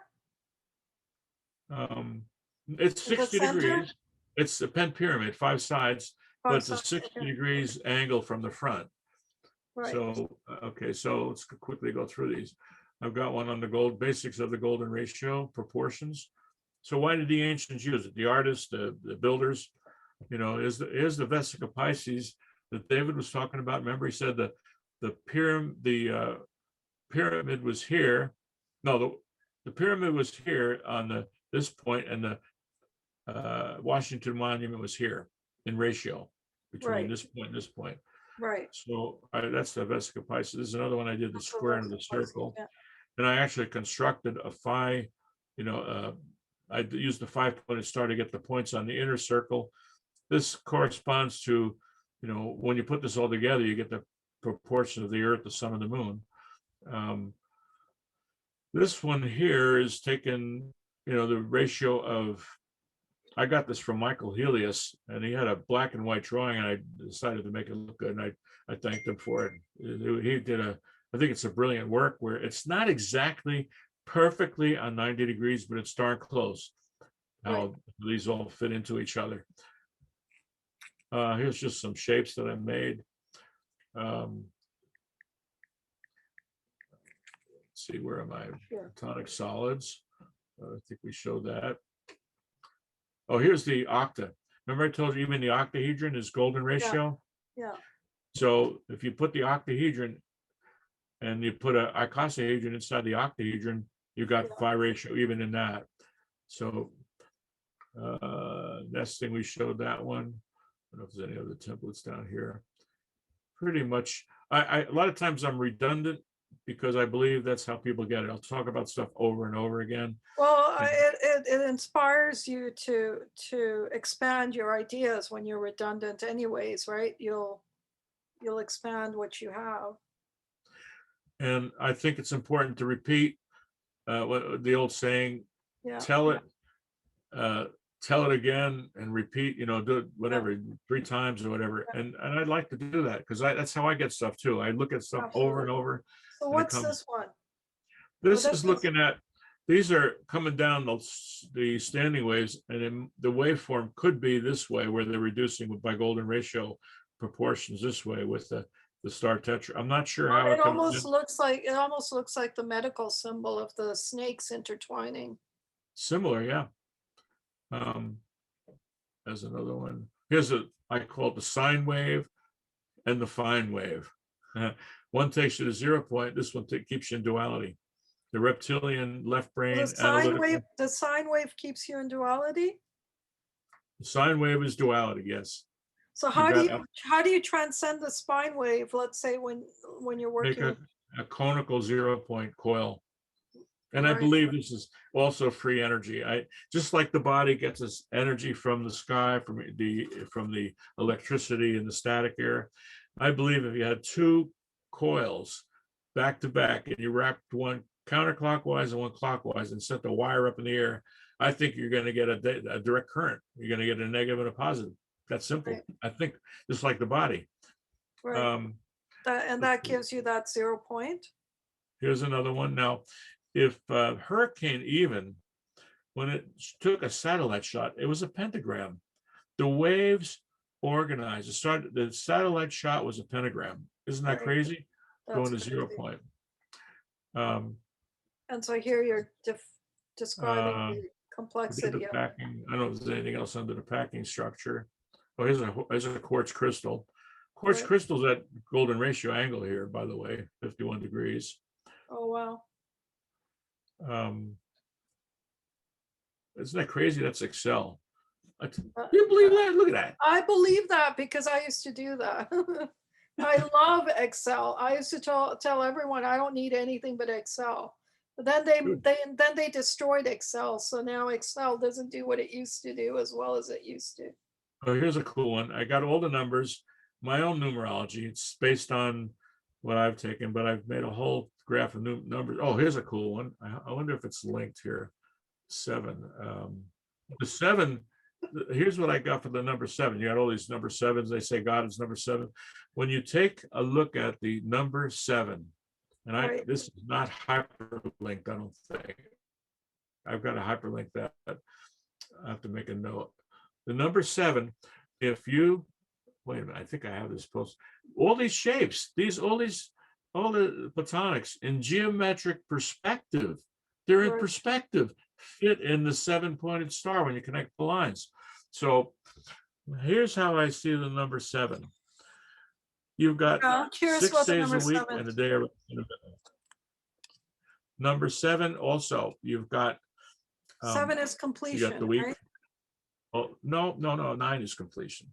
9 and so what I see is the 124875, which is the matrix, is Right. 6, and the day of rest is the spiritual 369. Right. Is the day of rest. Now, if you're in business and you got the creative energy, you got your marketing and sales and R&D, new products, and then you got the physical plant running, everybody's doing their job, and you got a good foreman. You know what? The boss can walk away and go golfing, and he can look at the business from the outside. And that's how I see the number 7. People relate to God. I see number 7 as looking at it like the eagle from the sky can see the creation. Right. And the creation is in perspective. So this is my own take on the number 7, which I think is probably right on the money. Okay. Number 8 is, of course, the material world. Right. It's the letter H. That's where the 9. manifest. So that's number 8's where the manifestation actually materializes. Yep. Well, number 8, when you let's go through 1 through 9 in the sense of manifestation. Okay. And the phases of manifestation. Okay. Number 1 is about unity, union, and conjunction in astrology, oneness, aloneness, focus. It's apex or vertex, cross, the center point of the cross. It's a leader, it's a pioneer, it's spirit, it's devotion. Okay. Letter A. Okay. Number 2 is about opposites, relationships, polarities, black and white, off and on, yin and yang, father and mother. These are opposites, duality. Number 3. That's when the relationship forms then, I guess. Yes, I get it. It was all about relationship. Number 3 is about the mediator coming in. You got the Father, Son, Holy Spirit, fixed, mutable, and cardinal. You got that mediator that's the middle, looking at both sides of it. And it brings things to balance and keeps the father mother from fighting, or it keeps the polarity balanced between it. Wisdom is the polarity between the father power and the mother love. You've got to have some kind of balance. Number 4 is always the builder, the 4 elements, the 4 signs, 4 directions, tetra and square. Number 5 is all about, I call it spontaneous inspiration. You got the 5 elements where the spirit's coming down. It's the breath. In astrology, it's the quintile. Right. And nobody pays attention to the quintile, but I think that represents spontaneous creativity. It's electricity, ether. This is all bringing the fire in. The 6, of course, is the integrated father mother, and the 7 so is. As humanity, we're going into the 5 right now, or the phi. Well, we're going into the phi or phi 1. We're going to take the energies by phi, and by phi we can reduce to 0 point. Right. And that 0 point energy is the golden age. We did the 7s. Number 8 is matter. Number 9 is all the completion. I have one more. I did this one a while ago, but I've added one, which is share. Is important to share. When you come to the point of realization, you must share it. You got to share it, like I'm doing now. This is opportunity for me to tell a story. I'd love to do that. The words are love, and these are great 9 words. And Polaris, the pole stars, are number 9. Aha. Right. Tell you something. 1 and 9. Yeah. It makes all the things happen. The 1 is the apex point, and 9 is the sum of all the angles of the geometry equal 9. Right. The Stargate is 10. The seed in the egg, the 10. How does that relate to the tree you have there? Actually, I'm really not. I drew the picture, but I'm not adept at going into the tree of life. And it'd be nice to have someone on that end of it. But I do believe all this is connected with the because there's 10 points there, so it has to be. But it's about Stargate, and this tree of life might be all about transcending and ascending, going into a higher dimension. Number 11, the master of opposites, and I consider the 1111 it's synchronicities for sure. That's my number. My birthday is 11, but it's when synchronicities start talking to you about everything, and in relationships, if you master the 2, what month are you? What month are you? The number 11 means that I can come to the middle. No, what month are you? November. I'm You're Scorpio. November 11th. Okay. November 12th, actually, but November 12th. 1950. But my November 12th, 1950 is my birthday, but it equals 11. Right. So, of course. but Yeah. the number 11, everyone sees it, but I think it's a time number. It's part of the 9/11 thing and the alpha. But it's bringing your differences to the middle and switching, having a balance of the opposition. Right. 12 is a schoolroom. Right. Zodiac, very important, all the symbology of the 12. The 13th one is the teacher. Right. He's the one that's the center of the sphere. The spheres, 12 spheres around one. The center point of the dodeca. Right. Center point of the icasa. It's all 12. The 13 is the center point. 14 is, when I look at the thumb, the 2 digits left is like the 14 is the 13th and 14th stations of the cross. And one, I believe that has to do with writing. One is initiation, where you have the beginning where you came from and the past, and the end where you rewrite your future. And I think that's the thumb is timeline, but I think the 13th and 14th station are the past and future of your story that you're going to tell. Just like in the 14 stations of the cross in Catholic stuff. 15 is the cosmic connector, without a doubt. That's the point that connects everything. Right. The Pen Pyramid. Okay, 16 is the foundation. 4 directions and 4 elements, 16 petal throat. 17 I call the trumpeter. It's the 17 is like going from the center of that cube and speaking out. Right. Instead of the 16 petal throat, it's 16 plus the center. It's like a megaphone. The 18 is incubator. The 1 and the 8 is 9.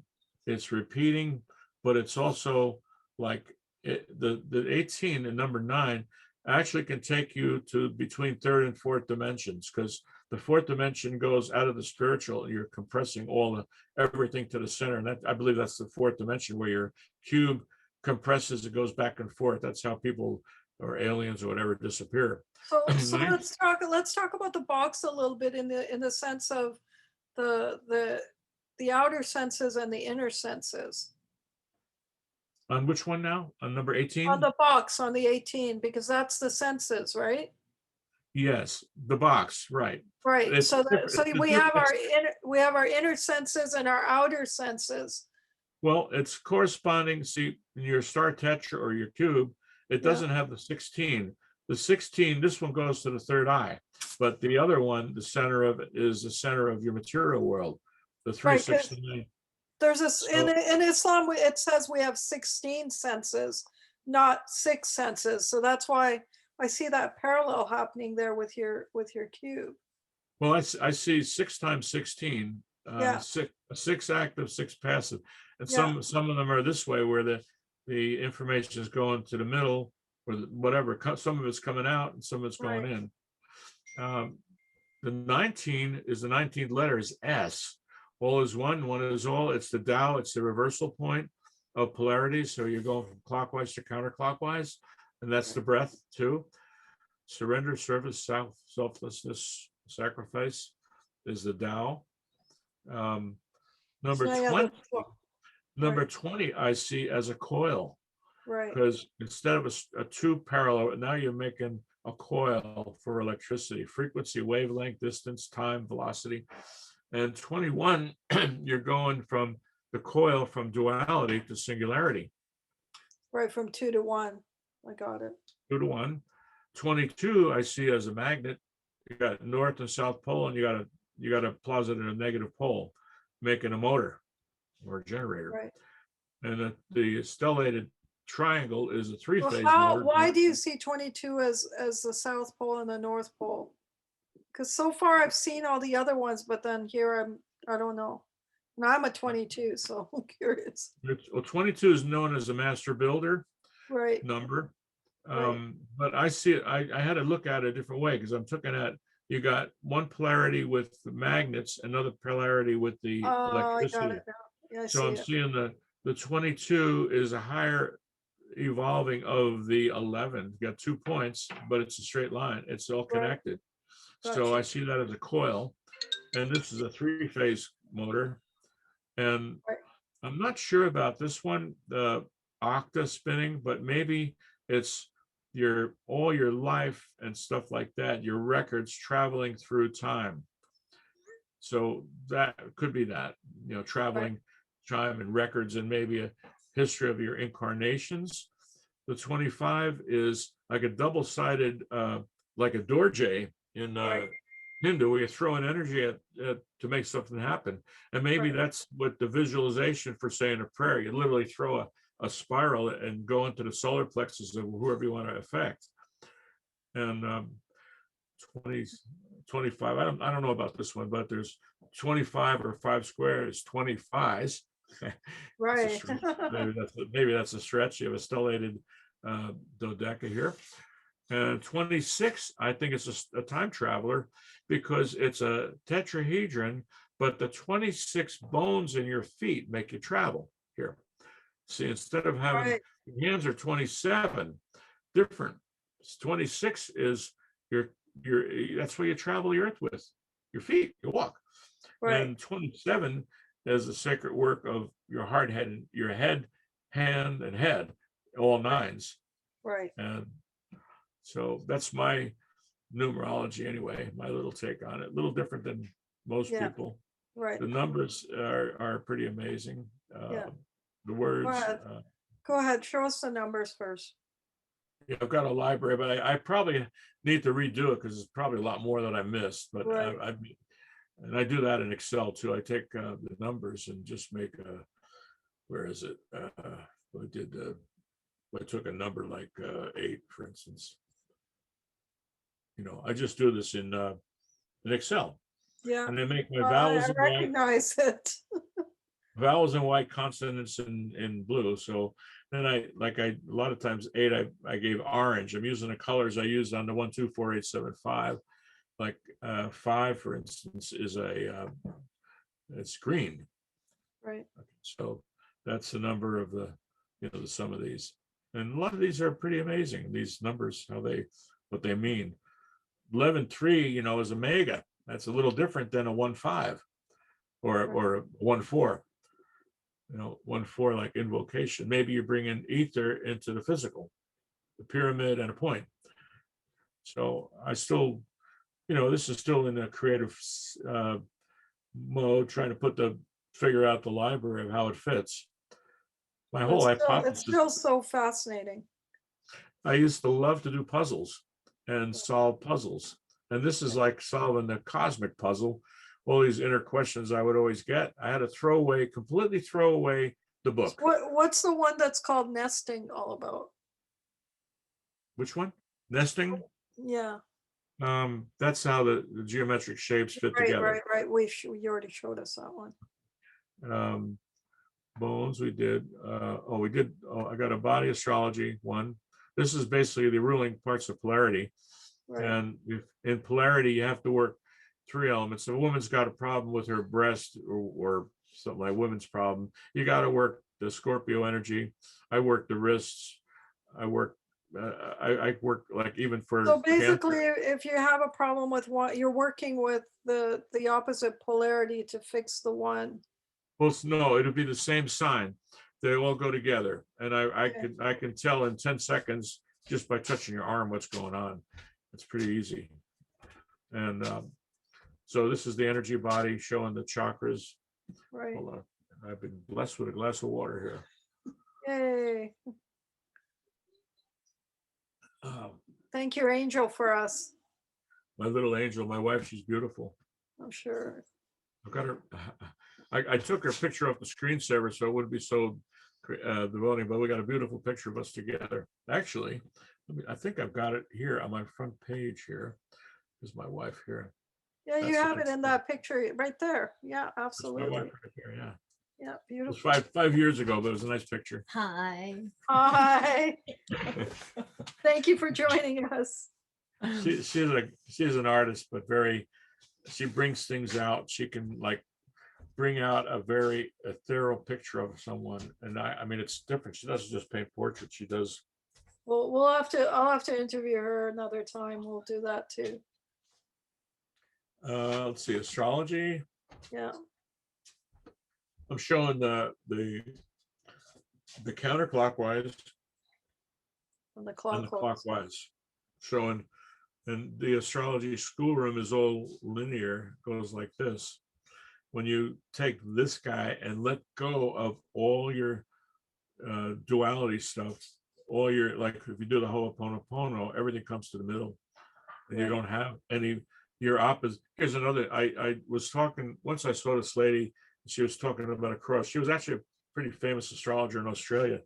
And I wrote her a note. I said, oh, I just had this realization. I said, when you have a balanced XY axis and a cross in your chart, and you understand the higher spiritual law of bringing it to the middle, and like Ho'oponopono and not judging, your vertical axis becomes apparent. The Z axis connects you to source. So I told her, I said, there's an X and a Y and a cross, but the cross is the way to the source, not the trines. Mastering the cross and mastering those challenges of the cross and the opposition and the squares, you're making the vertical bar. So that's Right. what I literally got that on the fly reading this lady's blog on the cross, and I said, oh, I'm looking at it a different way. I'm looking at it geometrically. Wow. 3D. So you're not, versus- so you're basically, I don't know, by osmosis or something, converting, you're by osmosis or something, converting writ to geometry. Well, you know what? It's a universal language. Yeah, That's what it is. It's, I can absolutely. speak across the barriers of all dogma and religion. Get out of that stuff. Throw it away. You know, Right. Vivekananda. You know what Vivekananda said? It's I've good read to be, lots of Vivekananda, but tell me what he said. okay. He He said said it's lots. it's good to be born in a religion, but very bad to die in one. Right. I thought that was absolutely great. You know, it's like having a good parents. You know, you get involved Yeah. in a structure that helps you grow, and you know, you got your challenges and stuff like that. But you want to become, like Yogananda said, self-realization. That's key. Right. So become the master. Act like it. So where were we? Ether. This one here. Oh, this one here. If you take a, I sat in a circle of 12 people once, and I was in the middle, and I said, oh, 1, 2, 3, 4, 5. I said, oh, look at this. Look at that. Isn't that amazing? Yeah. So if you look at your chart, the center point is ether on your astrology. Right. And look at this perspective. Now you got a pentagram, the perspective from any point. Many points. And if you take a, I like these magnets here. You take a, make an icosahedron, turn it 90 degrees, you go from a hex to a pen. Right. So I call it phi sex, physics. It's about 5 and 6. Physics, phi sex, of course. That's so funny. it's it's pretty, you know, when you you know, this took me The truth is hidden in the language. it's it's like a almost like this came in a series. Almost every week I was getting something new, and I put them, I was posting, I didn't even know how to do a website. I was posting on Rumor Mill, and it was almost like a push for me to do something that I never did before. And I started, you know, I was almost like, I think it was I got a dictations or download. I love that you did this in Excel. I took the A out of ether because I think ether is a time related 1111 thing here. AETHER makes it a 12, and it just does not fit the pattern. I think ether, look at it, 1 and 1. It's like my and time and ether, I think, are the same. And then I took these points of the clock here. These are on the you know, Earth 330, 437. I added these up, equals a 9. I added this other element, equal a 9. I just think whatever it means, I think this it's telling a story that it's undeniable. These things just geometrically and numerologically add up. And why do these Illuminati guys, they live by their numbers? Right. Or was I? Yeah, you were explaining this image to us. Which one You was did that? already. You did already. You already explained these were all the Okay, pentagrams. the time ether and it's this is important. I think that's important. Right. I like to give kids presents of these magnets. It's Right. amazing. But I've also got cutouts in my book. Maybe you can at this point go into the different types of magnetism in the body. I don't know a lot. All I know is the bones are paramagnetic and the skin is diamagnetic. Right. And water's diamagnetic, and the lighter elements, helium and hydrogen, are diamagnetic. I have a whole chart somewhere of all the elements. Okay. But having the rock quarry, I know for a fact when I'm packing rock or working in a quarry, I get charged up. It's Right. amazing. That's if you ever read Phil Callahan's books about paramagnetics, it's Right. unbelievable. It's worth the read. It's one of the greatest books I've read. And he did some amazing research about paramagnetic stuff. Okay. Okay, so where were we? We were at 512. You're making me go through all these. Okay. Ohm's law, Ohm's law. which I love. You know, I put this Well, on we may as well, because we got you here. We may as well go through it all. Yeah. We did that before. Yeah. Here's the shaman's mastery, the wheel of fortune.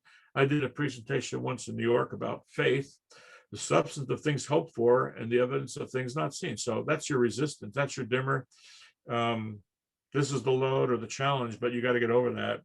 And then when you manifest this water trine perfectly with harmony and no, no short circuiting, no stress, you keep your vision and you don't have any resistance. Now you got superconductivity right here. And power, because voltage is Scorpio and Cancer is amperage. You got power. Watts, voltage times amperage is watts. That's power. So here's the gatekeeper. Do you write the blank check hoping you have money coming in tomorrow? I did that. It's crazy, but it's like it worked back then. You can't do it today. You had 2 weeks afloat in the old days. Going back to poems. Oh, you might like this one here. I want to teach by the elements. And do you have time? I'll read this poem. Please go ahead. Water element. And this is what water does. The intangible reality of faith and hope walks the fine line balance between waters emote, whereas concrete, solid substance of formality is a physical, tangible form of unreality. Unreality. So the water elements in the intangibles and the spirit of law, and the earth is the tangible letter of the law. Right. Okay, I am the balanced female energy, perfect vision, faith, and harmony. Creative, confident, graceful I dance. That's the threefold flame again. That's a Scorpio, Pisces, and Cancer. Oh, mother raised up, I take my stance. Okay, so be in charge is where I belong. Full potential, Scorpio. No resistance and conduit strong. Why, I am electricity shining bright. I am the integration of the mother light. So it's very parallel to Ohm's law. The spiritual laws are powerful, like electricity's laws. Scorpio, Pisces, and Cancer's mastery. I am the foundation for all alchemy. This is alchemy. 'Tis the balanced water trine of polarity. Forevermore I live to set life free. Wow. Each time I complete and surrender all, opportunity knocks and gives me the call. Another assignment the angels have sung. I start all over on a higher rung. I am a high mountain reservoir with wide open gates. I flow through the land of valleys and lakes. I give life to all despite what they think. I flow to sustain creation's drink. So you're in planetary service here. Expand, expand, farther childs of earth, for I am the mother who comes to rebirth. No limits, no boundaries in this earthly school. I have come to break the orthodox rule. That's the father. Father's rigid, and the mother comes with the change, breaking the rules. Oh, Scorpio, mysterious sacrum, creation's desire. That's Scorpio. Kundalini rays meet heart passion's fire. Pisces, feet, faith, grounded on rock. Cancer's bosom, nurturing at 6 o'clock. Now that's the cosmic clock here. Right. The wheel of fortunes, shamans have named the balance of water as they have claimed. The key to precipitate in the matter realm. 'Tis focused desire. I take the helm. You have to have a burning desire, no resistance. Overcoming all fears. or overcoming all fears as I repeat this plan. Experience best teacher again and again. I walk as a master on the line of the two. Inner peace I now claim and never to be moved, never to move. That's wisdom. Right. Psychology, insanity, mental disease. Depression is just the imbalance of these. Just set the course, all projects complete. For the quest to the victory will end all defeat. You know, the quest for the Holy Grail. You don't have any time when you're on a mission. When you got a purpose and a job to do. You don't think about time. You just focus on it. Only victory. This one's kind of crazy. I was in India in this shop, and I found this turban hat, and it took a funny picture. I stick to my goal and fulfill my dreams, while others just wonder in amazement, it seems. So now I must teach what comes easy to me. Yes, even greater joy in sharing, you see. I'm having fun doing this. Of course. So this is my sharing philosophy thing. Have you ever seen anyone who lovingly shares without having joy? That's true. Start little children from the time you are 3 to repeat my words or in your memory. For the purpose in life is creation of sort. Act just like God would, for that's who thou art. Jesus said, you are God's, and that's the 369. The light of God always prevails is my motto indeed. Faith builds the bridge to your relationship with speed. Walk the earth as a master on the line of the two. Just follow the path, no question, doubt, or thoughts untrue. Wow. As the air gets thin on the mountain climb, the spiritual path so parallel many will find. So keep focused, keep moving, and stay in the now. Breathe consciously, eat light, fulfill holy vow.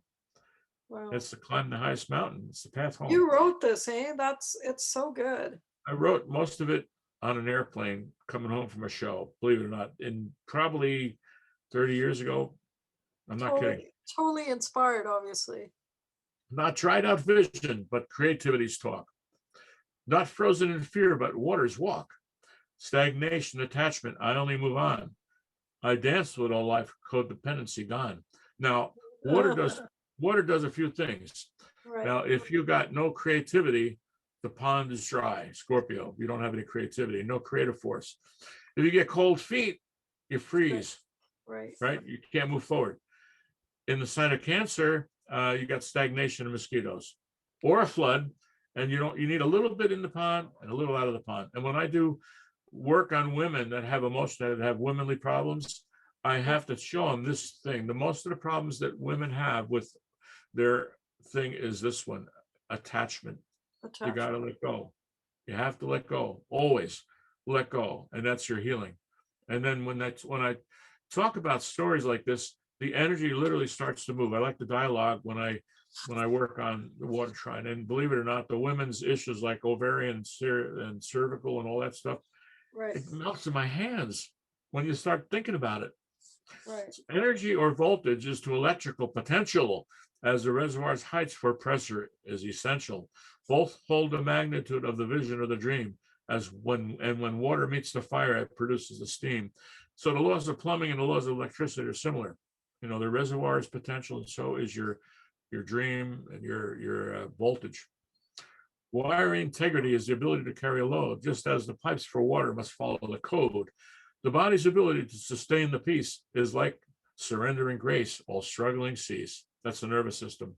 You don't have, you blow your wires out, you don't have any power. Right. Ohm's law to electric as science to show through voltage, resistance, and current flow. Ohm is the spirit, peace is the key. Vision or hope plus faith and charity. Wow. Invention, mother's necessity. Right vision, blind faith, perfect harmony. I am the full potential of my passionate fires. I am super conscious by my right desires. So stay, you have to keep that burning desire. Completing the circuit of electricity. I just call it God's plan for me. So easy to see. It's simply hope, faith, and charity. There's your Ohm's law again, voltage. Yes, hope is pure vision, and faith says it all. Charity is love, and love conquers all. Holding the vision, I see only the goal. No dimmer switch ever to dim my soul. Full potential, no resistance, currents flow, I live. Well, that's electronics' holy grail, superconductive. The mother's intangible nature and steady pace through intuition, needs, discernment, and grace. Prepare the way for waters pouring into Father's tangible and foundational flooring. I can see the invisible, so I can do the impossible, since faith is the substance of things not yet observable. Even science can prove that thoughts can conceive, so why not start now so you can receive? I woke up one morning, 'tis just what I heard. Be a sun sinner as flying thought forms are spurred. Return to sender, address unknown. What goes around comes around, as Elvis was shown. This is a true story. I woke up one morning. I had a little event at my place at Wellspring, and one guy shows up. Boy, he had a lot of interference getting here. I went to bed that night, and I woke up with that song in my head. I walked out with my wife to the shop to get the mail, and this magazine was there, a picture of Elvis with rock products. It was a rock magazine. Isn't that crazy? That's and I had the song in my head, letting me know that if someone throws a punch at you, just roll with it. You know, if energy comes at you, roll with it. Don't return to sender. So you don't let it come, don't let it hit you. So interference is what, this is true. Interference is what someone called it one day. Are you interfere? Is what I would say. Opposition word used in duality. Interference, wow. With judgment invites such calamity. True story. That was so interference is into fear ones or something. Into fear, yes. I had a lot of interference getting, he said, and that made me write this verse. I wrote this one later, but this was a big one here. Looking at the opposition word, you might as well be like a sun and let the planets go around you. Got you. For peace is the antidote for what could go wrong. Wherever there's challenge, just create a new song. But the eye of the storm, where all goes around, the eyes where I'd go, there's sun on the ground, the eye of the hurricane. I'm sure that this is a picture of the pentagram again with the eye of the Hurricane Ivan. If thine eye be single, you know the rest. It's just the same as the Immaculate Request. But matrices create and sustain what you see. So why not unravel all imperfection's purity? Now, the old saying in the Bible, if thine eye be single, your whole body's full of light. Bingo. That's it. The point meets the point. Momentums of victory over the years, overcoming all obstacles, doubts, and fears. I am a star to be, as upward spirals set me free. Accusations and judgment will come your way when you are fulfilling your divine plan today. So shine like a sun as comets go around, and the energy will circle not to be found. Opposition so welcome in some circles I've seen. Fear in the aura attracts like a magnet between. Opportunity is the adept's antidote of this through right action, non-reaction, and recreation's bliss. Walk the earth as a master, okay? Ride the dragon and with a smile and dance on its back while others would fight and from their perspective attack. For here is a little secret, another mystery one. Neither left nor right, just the middle way, son. So the middle way. You know what's amazing is as you end with this verse, I feel like you've ended in our time period, because look what it says: ride the dragon with a smile and dance on its back, while others would fight and from their perspective attack. That's what's happening right now, right? For here's a little secret, another mystery one, neither left nor right. So we're talking about our lovely Dems and Republics, just the middle way. It's crazy, but you know, I was at this house and this lady had a statue of a dragon on her coffee table, but on top of the statue was Kuan Yin, who's the Eastern Mother of Mercy, playing a piano, and someone's playing a violin, and the tail of the dragon, the head of the dragon is duality. So you're seeing, you got the light and you got the dark, but if you don't judge either one, you know, you're in the middle way. And of course, it's so simple. And you know, you don't want to make karma, but you know, the dark guys, I wrote a poem, another poem. I got one for each of the elements. I don't know if you want to go through all of that, but it's this how I want to teach astrology. You're amazing. You really are. You have a lot of insight. You have a lot of creativity, and it's flowing. And so God's just pouring it into you, and you're pouring it out. It's amazing. Like, it's very, very powerful stuff. Now I know why that picture was so attractive to me, and why I saved it on my Instagram, because it leads to this. How I amazing know, is that? I'm amazed, but my greatest fear was public speaking and getting in front of people. And I guess what? I've come full circle. Of Like the guys course, that write the psychology books, you right. know, I went through it, all that fear, all those years. And I was probably 2002, I was 52 years old when I overcame my fear of speaking. Okay. Wow. That's Isn't how that old I crazy? am right now. I just turned 70, so Well, I feel great. you look, you know, in your 40s. So Oh, I feel I can still outwork my boys. I can build houses and I can do anything. I can do every trade. I love, if I don't know how to do it, I learn. so I uh, have a question. You made a comment just a little ways back about you could hold someone's hand and know everything. well, um, did I say that? Yeah. You said you could hold a woman's hand and know exactly what's going on. Oh, no. I do a quick read on their arm and I'll go down the elements. The triceps, if you roll the skin on the triceps, right? Right. It's a water imbalance. So if you got a water imbalance on a woman, you've got breast, ovary, Right. and cervical, uterine, and you got Pisces of the feet. Right. Okay. Right. So that'll tell me the water elements out. So I work in polarity. You have to free all the energy on all those lines: the cheeks, the buttocks, the wrist. Inside of the wrist is uterine. The outside of the wrist is more ovarian. Um, okay, then the feet. I know the feet inside and out. So I can look at the arm, and then there's a point on your arm, right over on the inside over here. It's going to tell me that your psoas is contracted, so the fire element's out. You're going to have contractions, lower back pain. So this is just this is simply through physical touch and landing on the I don't know, the naris or the meridians or wherever it is, whatever term it is you want to use. Actually, I don't know anything about the meridians, but I when I studied polarity, is all based on the ruling signs of the zodiac, and Right.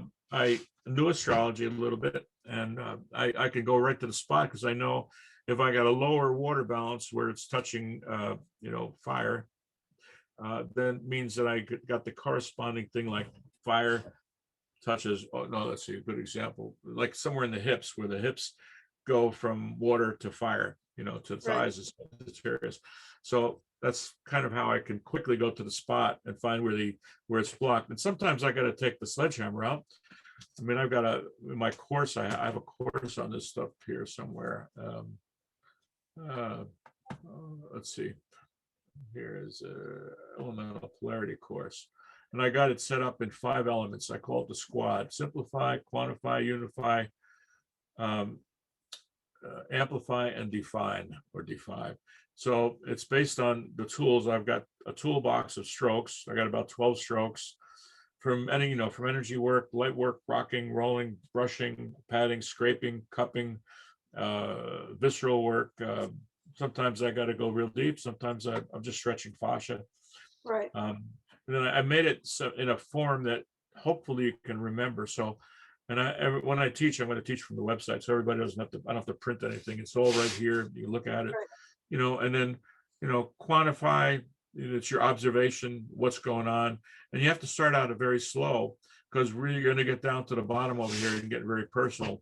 Do you have vision? What are you doing? I don't know what I'm doing. Or do they have devotion, focus? Are they constant in what they do? And are you accountable? These are big deals.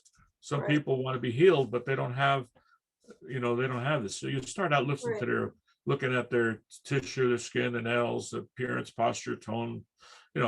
These will give you clues, but you start getting very personal down here. You have to tune into the person. Unify. All these are beautiful words, Right. tells you what they do, the meaning of these words. So you have to have a lifestyle with greatness. Right. All right. They're all 5 words. Amplify. Okay. So now you've got, Right. I'm getting into Wow. amplify. So you're talking about unity, synchronicity. I'm getting into Right. the numbers of everything, how they affect the body, and how you have to think. Because if you're going to do any kind of body work and healing, I don't want to heal someone if I'm going to interfere with their lesson. I want them to know what's going on. I don't want to be making karma. I want to be able to help them help themselves. And the Right. final one is basically taking you from redefining stuff and getting into unified field and their ascension, frequency, you know, ascension, all the initiations on a higher spiritual path, which is part of my polarity class. I call it elemental polarity. It's a lot different than Dr. Stone's. And but I admire Dr. Stone greatly, the founder of polarity, that was able to bring the mapping, and I use the polarity mapping as a basis, which anyway, it's been a great journey with that. So where was I on here now? But devotion. Oh, color, you're on devotion, I think. this one? No, Or, you did Ohm's law, but oh, the poems. You want to hear more poems? whatever you feel intuitively you want to do, I'm here with you. I'm fine. It's up to you. If you want to record me, I'm on Go a roll. for So Go for it. Go for it. you can edit it, and you Yeah, got a few go videos for you it. can put up. Please go for Hold it. on. Anybody calling? Anybody important? No, No, nobody important. nobody back. important. Okay. All right. Go So for we'll go to the Earth trine here. That's my son. Okay. Oh wait, it's supposed to link. Hold on a minute. Earth. Where is it? Where are we? Poems. Elemental. I just put up the site last night, so let's see what happens. Does this link? Okay, there we go. Earth. There we go. Oh, Earth element here. Earth element holds the balance, holds a chalice or structure for all. Father principle, 'tis order, the rules, and a law. Yes, more rigid, more concrete, more crystallized than mother indeed. The Capricorn, Taurus, Virgo Trinity bears Alpha's seed. right. Saturn, father principle, the disciplinarian appears cold, just like the guru, just like a rock, a mountain, or earth's dust, nature's gold. The skeleton embodies or superstructures in buildings tall. Capricorn rules. It's got the power. It's the blueprint for all.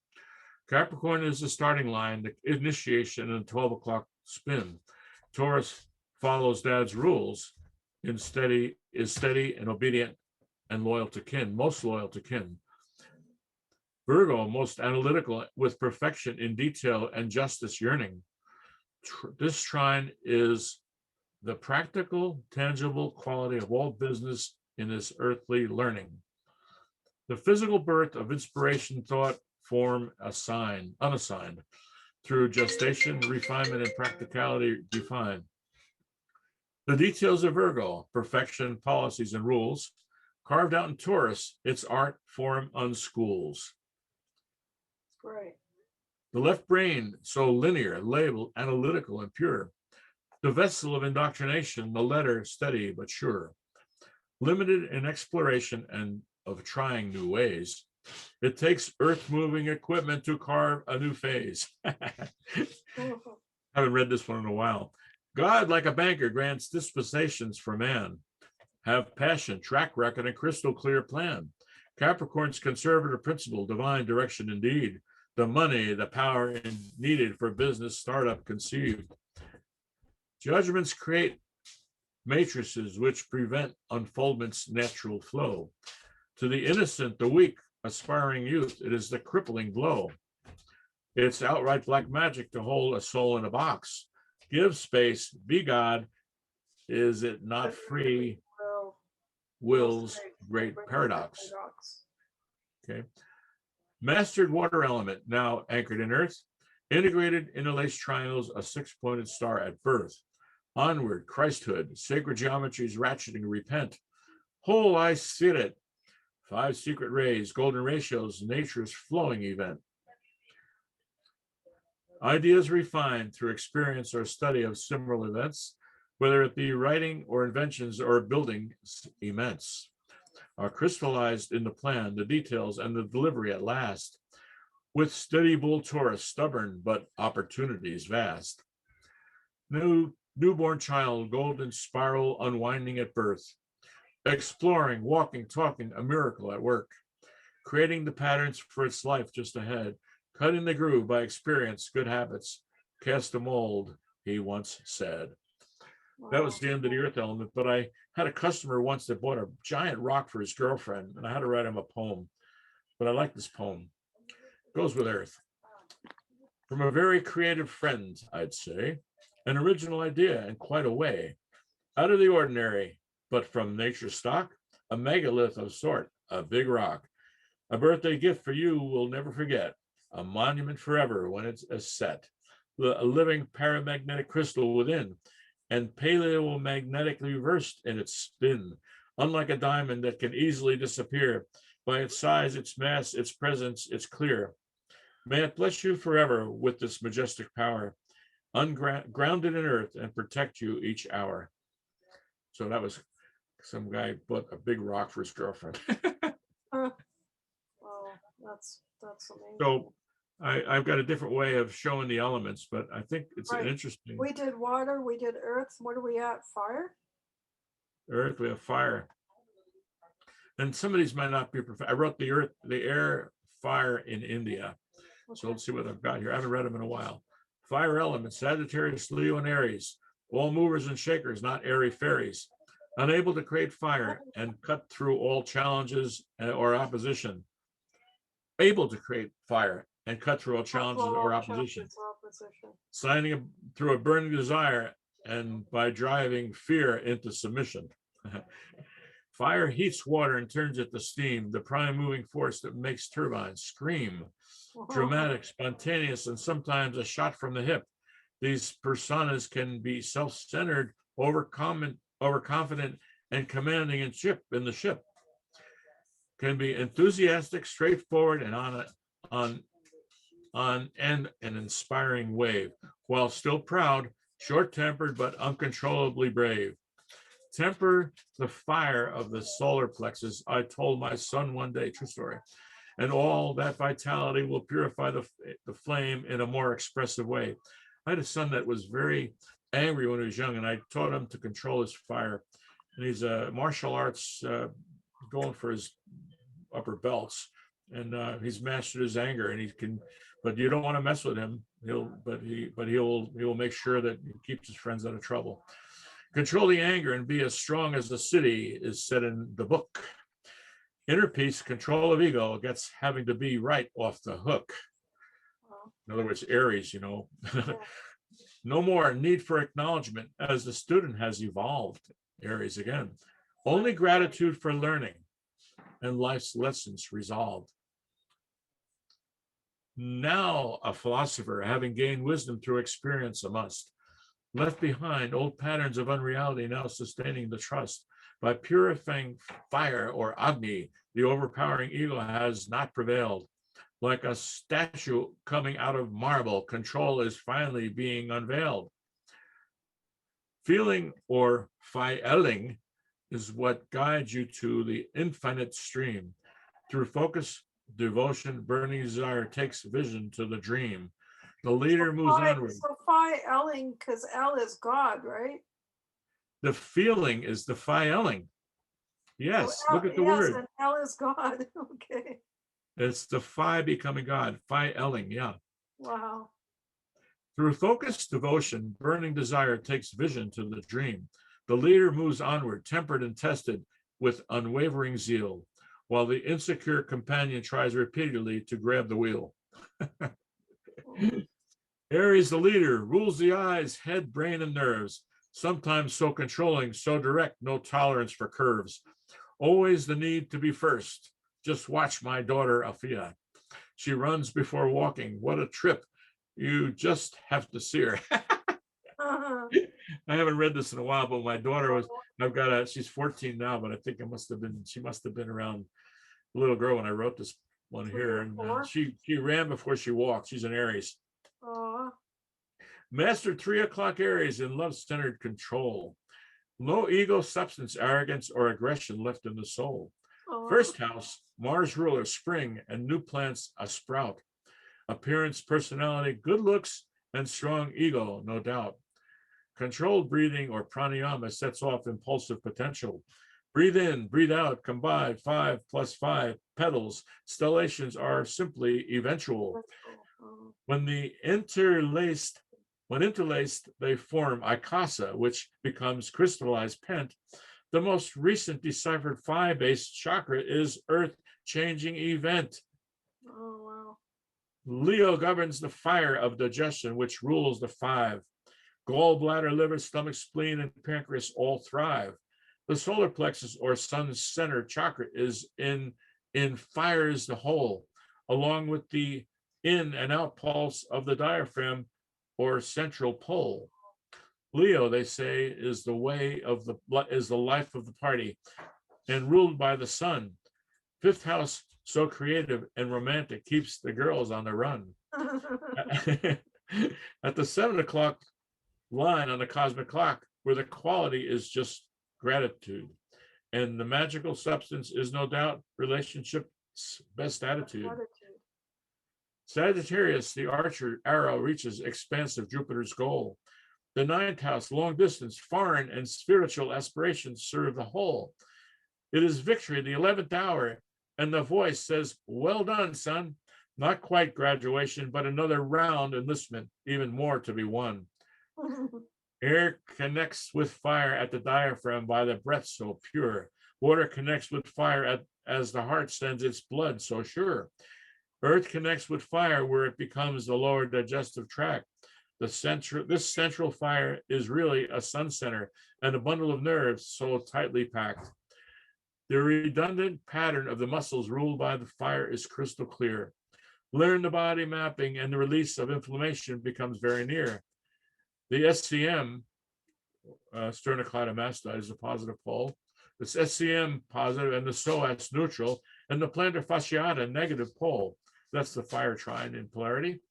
Right. 3 muscle groups within the fire pattern triad reveal the whole. Right. Forget not the inner elbow, the web of the hand, the back of the knee, where fire meets earth. Oh, body, you're just so awesome. We all would agree. Use light touch or pressure or active isolated stretching as Aaron would do.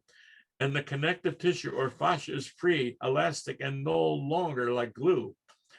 Now back to Aries, the head ruler and sometimes full of rocks. Then suddenly the light descends to get out of the box. Oh, Holy Spirit, unpredictable and connected to all. Why, it's the crown chakra awakened and so fractally tall.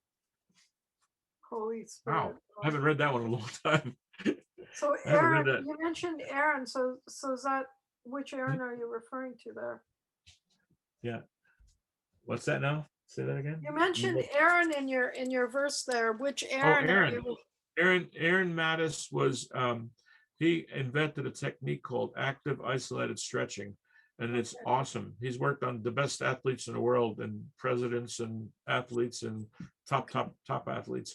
And Aaron, I had him over here for a seminar, and he's about 6'8", about 80 years old. He's amazing, and he stretches you like you've never been stretched. And his way of active isolated stretching is like express yoga. But when you get done with him, you got a new body. I mean, he gets and he teaches you how to do it yourself. That's the big thing. I like that. Does he have a book? Oh yeah, it's Aaron, Aaron Mattes, and active isolated stretching is his website. But his books are great because they teach the therapist and they teach the individual how to do the stretches.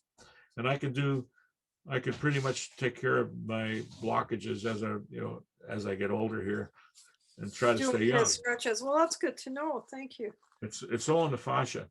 So we have one more, air. One more. The air signs, Aquarius, Libra, and Gemini form the trine. They're the children of the integrated earth, water, so fine. The Father, Mother create thee. They dance and play and activate the horizontal bar of the cross. And as they spin on the Father, Mother axis, the ballerina's boss. Air, like water, is fluid but greatly expanded. It is the breeze, the wind, and for life it is demanded. Forever blowing in sudden changes as Uranus does bring. Stubborn mindsets transform, makes the Aquarian age sing. Air's twins, parasympathetic system in pairs side by side. Libra's kidneys, Gemini lungs and arms, and Aquarius ankles abide. Transverse currents, Sattva's subtlety that coils around, which powers the field, the aura where magnetism abounds. Controlled breath through nostrils can expand the aura in time. Sympathetic and parasympathetic systems by breathing align. Ida, female, Pingala, male currents in Vedic tradition left brain, right brain balance through pranic oxygen's rendition. Mystic channels revelation as the fifth dimension awaits. 'Tis the only Aquarius that carries us through the narrow straits. Kindness, friendship, compassion guides the ship of the new day as higher awareness permeates the earth despite the prison's old way. As peace guides the planets and love steers the stars, great inventions, free electricity, and real freedom is ours. An evolved Aquarian would go the extra mile for a friend today. And tomorrow, all will travel long distance with no delay. Libra, the balancing scales of relationships based on trust. Through understanding reality, truth, and harmony a must. Despises manipulation, derision, lies, and dishonesty, all fraud, along with treachery, intrigue, and deception, in essence, all flawed. On the initiatory clock, Aquarius is on at 1, and love is the word. In Western astrology is the 11th house where friends are preferred. Air signs are about communication, relationships, and social affairs. And in the business builds layers of confidence whose reputation it bears. Gemini's reputation for twins is partially stated because all the air signs are about pairs, all related. Libra is for close relationships and Aquarius about friends, while Gemini got the rap for Pollux and Castor's celestial friends. Gemini rules the thoughts in the third house with Mercury calling. Quick learner, good memory, and often calls a geek so appalling. Wisdom on the 5 o'clock line, often understood as just the brilliant mind, but combine that knowledge with experience and let the master unwind. Too much air could be ungrounded, as the Father Earth would say. Get your head out of the clouds and continue on your way. You're too mental sometimes or educated too much. Get your hands dirty, son. Get physical. Start doing and being in touch. Just as the Mercury mind of Gemini can be sharp and quick, but their plans can change like the weather, a mind blending trick. Unfocused, inconsistent, unpredictable, a zigzagging wit, oft called an airhead, a space cadet, or wishy-washy names which all fit. That's so cute. Well, thank you for that. Yeah. How creative was that? Well, I'm not much of a poet, but those poems to me were, I don't know, they were inspired, and well, they contain the information that you're trying to convey, or that you're willing to convey, is I guess what we should say. Well, and it conveys it. Well, it's a good crowd breaker. If I have to do a presentation, if I read those poems, it'll, get people thinking, and then I can get into the more of the esoteric stuff. Absolutely. And also for teaching astrology, I never, when I first got it, I didn't understand the elements at all. I didn't get it, and I'm trying to convey they're so related in healing, and they're so related in your whole life, your life journey, path, your whole life journey on astrology. Right. So that's why I did that. I think I've gone through most. I think we did that. Mantras, which one? Well, we did devotion. We've done. Did we do color codes? Yeah, I think you went over. I did the color code. Tetracube. I didn't do these ones here. Okay. And one day I was just contemplating the numbers, how they all fit together in forming these shapes, and they tie in with the colors. Actually, David's friend Luke, who passed on, gave me some clues as to the colors and the proton, neutron, electron, stuff like that. But that's Luke Gatto. Luke Gatto, yeah. Did you know Luke? No, I didn't. But David talked about him and always reveres him when he mentions him. So just making a connection. Luke literally helped me to understand the cube. And the next one I'm going to bring up is the cube here. He said, do you know the cube has all these dimensions? I said, oh my gosh, look at it. And I started drawing it. Oh my gosh, it does. And Then I looked at some of the numbers of the cube, how it all fits, like these ratios fit. It's amazing, the cube. And this I is, never thought of it as 6 pyramids until David taught me that. you got 26 dimensions plus the center. Isn't that crazy? Yeah. Crazy. But the point of the 6 pyramids, it's also 6 pyramids, right? Back to front, top to bottom, left to right. Right. Like the where was the one I showed you? Going like this one here. Yeah. Yeah. Yeah. That's the third eye. That's Right. exactly what it is. Now, this is another one in the Bible. It talks about in the twinkling of the eye, things will change. Well, I see things going from the cubocta, because 12 spheres go around one, to Icasa. So this is a cubocta here to Icasa. So that's a big deal. All of a sudden now, Right. this is like the 5 Aquarius, maybe, mystery of 2012. Here again is the third eye. Let's see what else is in that one. Nope. Next, creation. I was inspired. This guy Marco Rodin, after he told me there was no golden ratio, I drew this. I said, "Oh my gosh, you're wrong, Marco." I said, "This is the matrix here, and the Right. 369. Well, 3 is 12 o'clock line, and the 6 o'clock line is 15, 15. Oh my Well, gosh. Mark Rodin is Baha'i, so he's trying to fit the Baha'u'llah's ring. He has a lot of good stuff, but I Yeah. met him one time, and he actually, there's people on his Rodin Vortex thing have taken my drawings and posted them. Actually, a lot of people have, and I don't mind getting it out. I'm not looking to, I'm not getting rich off of this, and I make my living other ways. So, but I do feel it is a mission to start sharing this now, finally. Absolutely. And the eye of the needle, that's it. These symbols, some of this stuff will relate to the Christians, and I that's the biggest. They got to get over the idolatry thing of Jesus and understand they've been tricked by the Romans. That's a big one. And the holographic universe. I have one on 44 somewhere. It was. Let me think if I could find that one. Maybe I didn't put it on here, but I cracked the code with the. I don't remember what it was. The hands. I was on an airplane going to Delhi, and I'm telling my Indian friend about my theory was that the mudras come from the bones.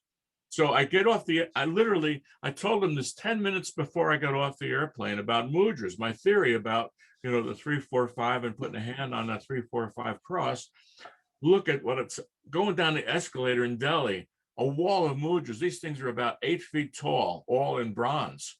Right. So I'm like, oh my gosh, confirmation. I'm not psychic, but I get synchronicity stuff that's unbelievable. I think of something and my numbers appear, or a person appears, and I kind of get the whole picture.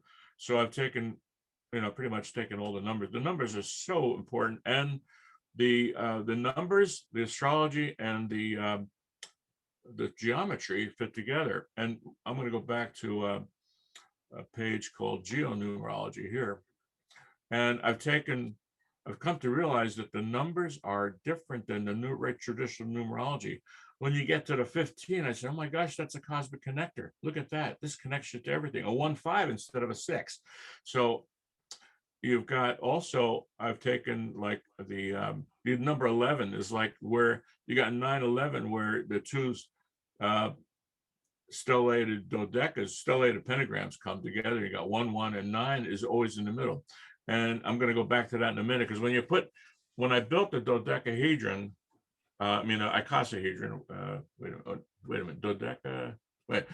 I was trying to take a dodeca and put 12 pentagonal pyramids inside of the dodecahedron. Here's a pentagonal pyramid, or a stellated, 12 of these stellated from a dodecahedron makes the icosahedron, and they're very interchangeable. So I figured I could put 12 of these in, and what happens, it doesn't work. There's always an overlap in the middle, and you get, I'll go back to that one drawing here. Let's see, maybe this one here.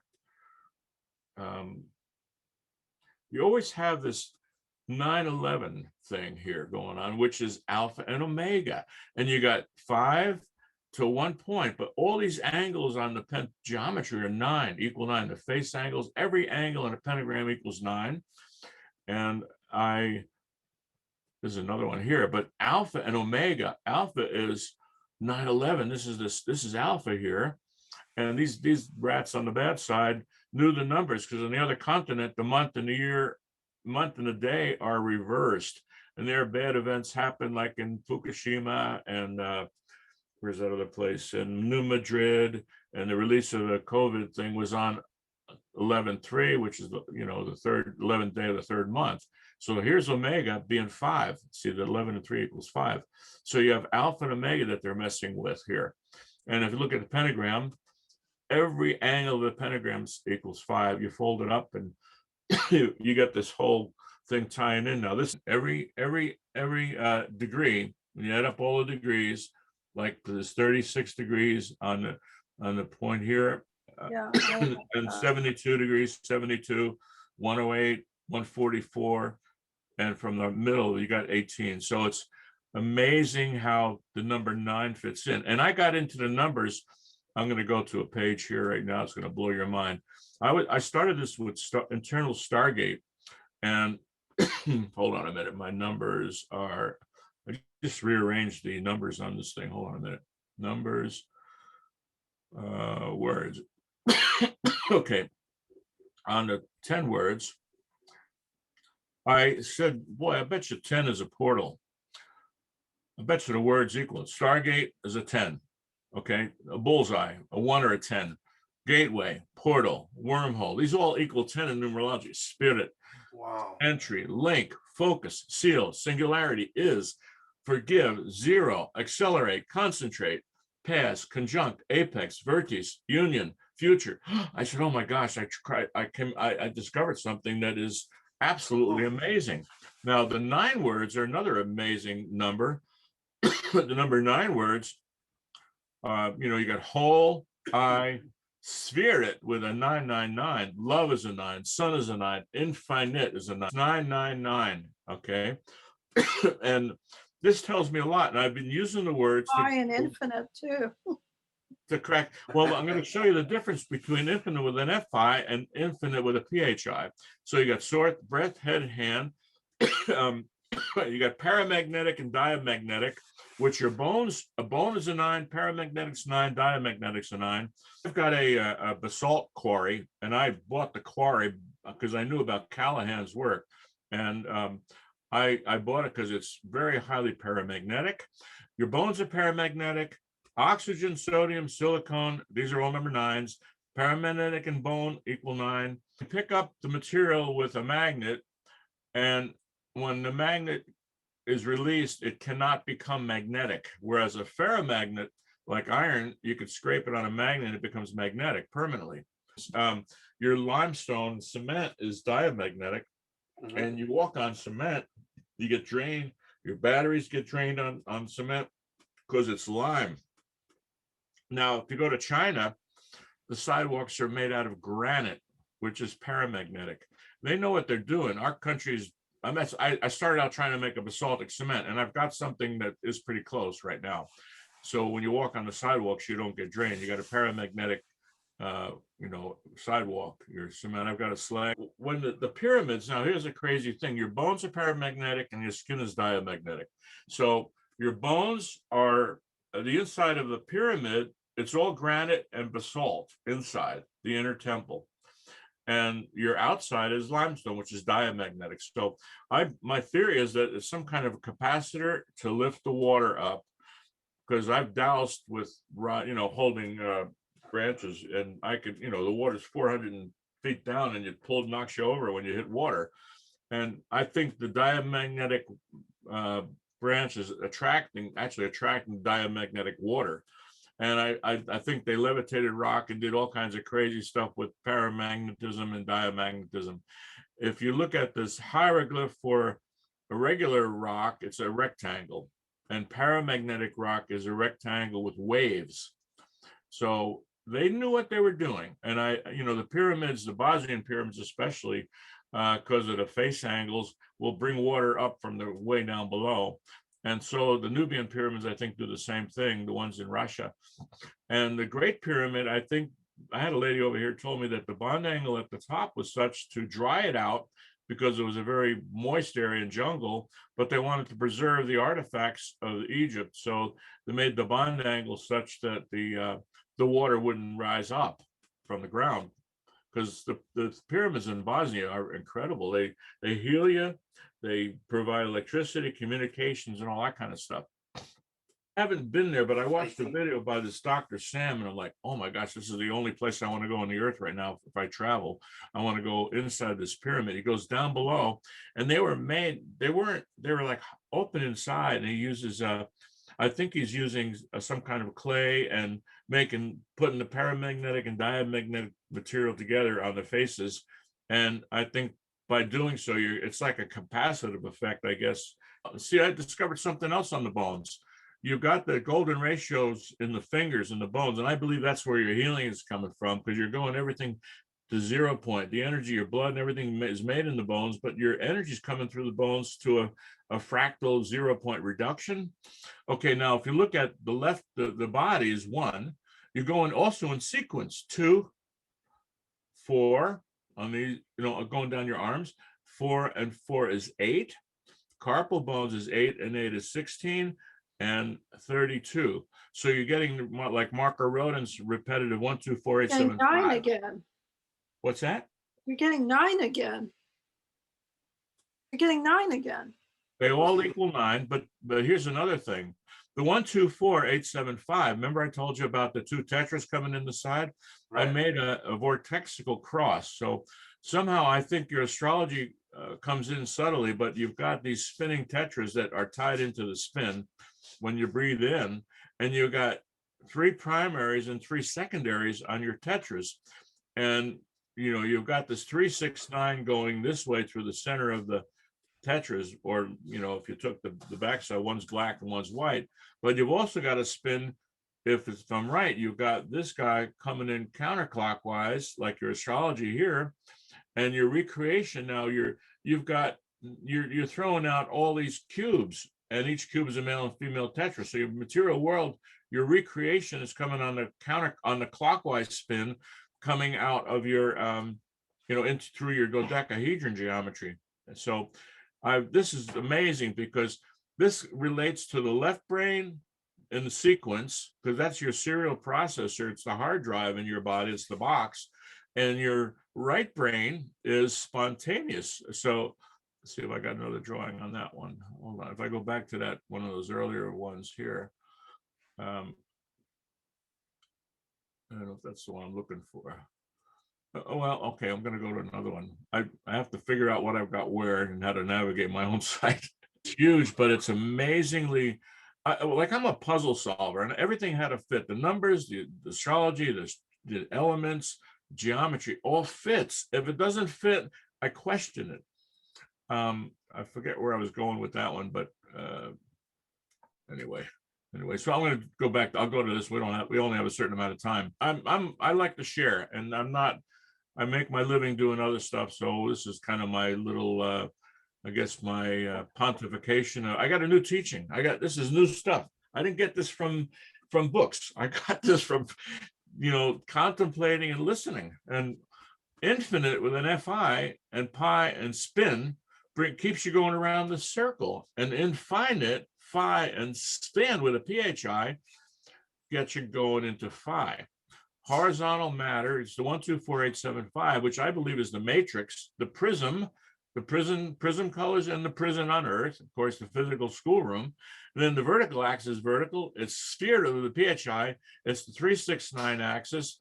And I woke up one morning and I said, oh my gosh, ye are gods. And I did the numerology, it's 3, 6, 9. Woo, wow. It's trying to put the spiritual material puzzle together. And I think I've got something that I haven't seen any. I get people from all over the world, and I put this site up about 12 years ago, and I thought maybe people would throw darts at me because like, what do you got? And I get letters, emails from all over the world. Oh my gosh, oh my gosh. So, and I told my wife, back then I didn't think the world was ready for new stuff like this, and now it is. We're talking about the fifth dimension age of Aquarius. It's about 5D, and all these people on these pundits on their podcast talk about 5D. We're coming into Aquarius. Not one of them is talking about phi, phi, 5D, which is implosion. You got circle, toroid, pi, vortex, cone, and phi, and you got implosion. Okay, and you got velocity, past and future, acceleration on the spiritual side, and synchronicity, attachment, duality, and judgment versus forgiveness and acceptance. You got the past and the karmic wheel, and you got presence and ascension. Holes and spirits, which the Catholics gave it, and whole I spirit, which is 999.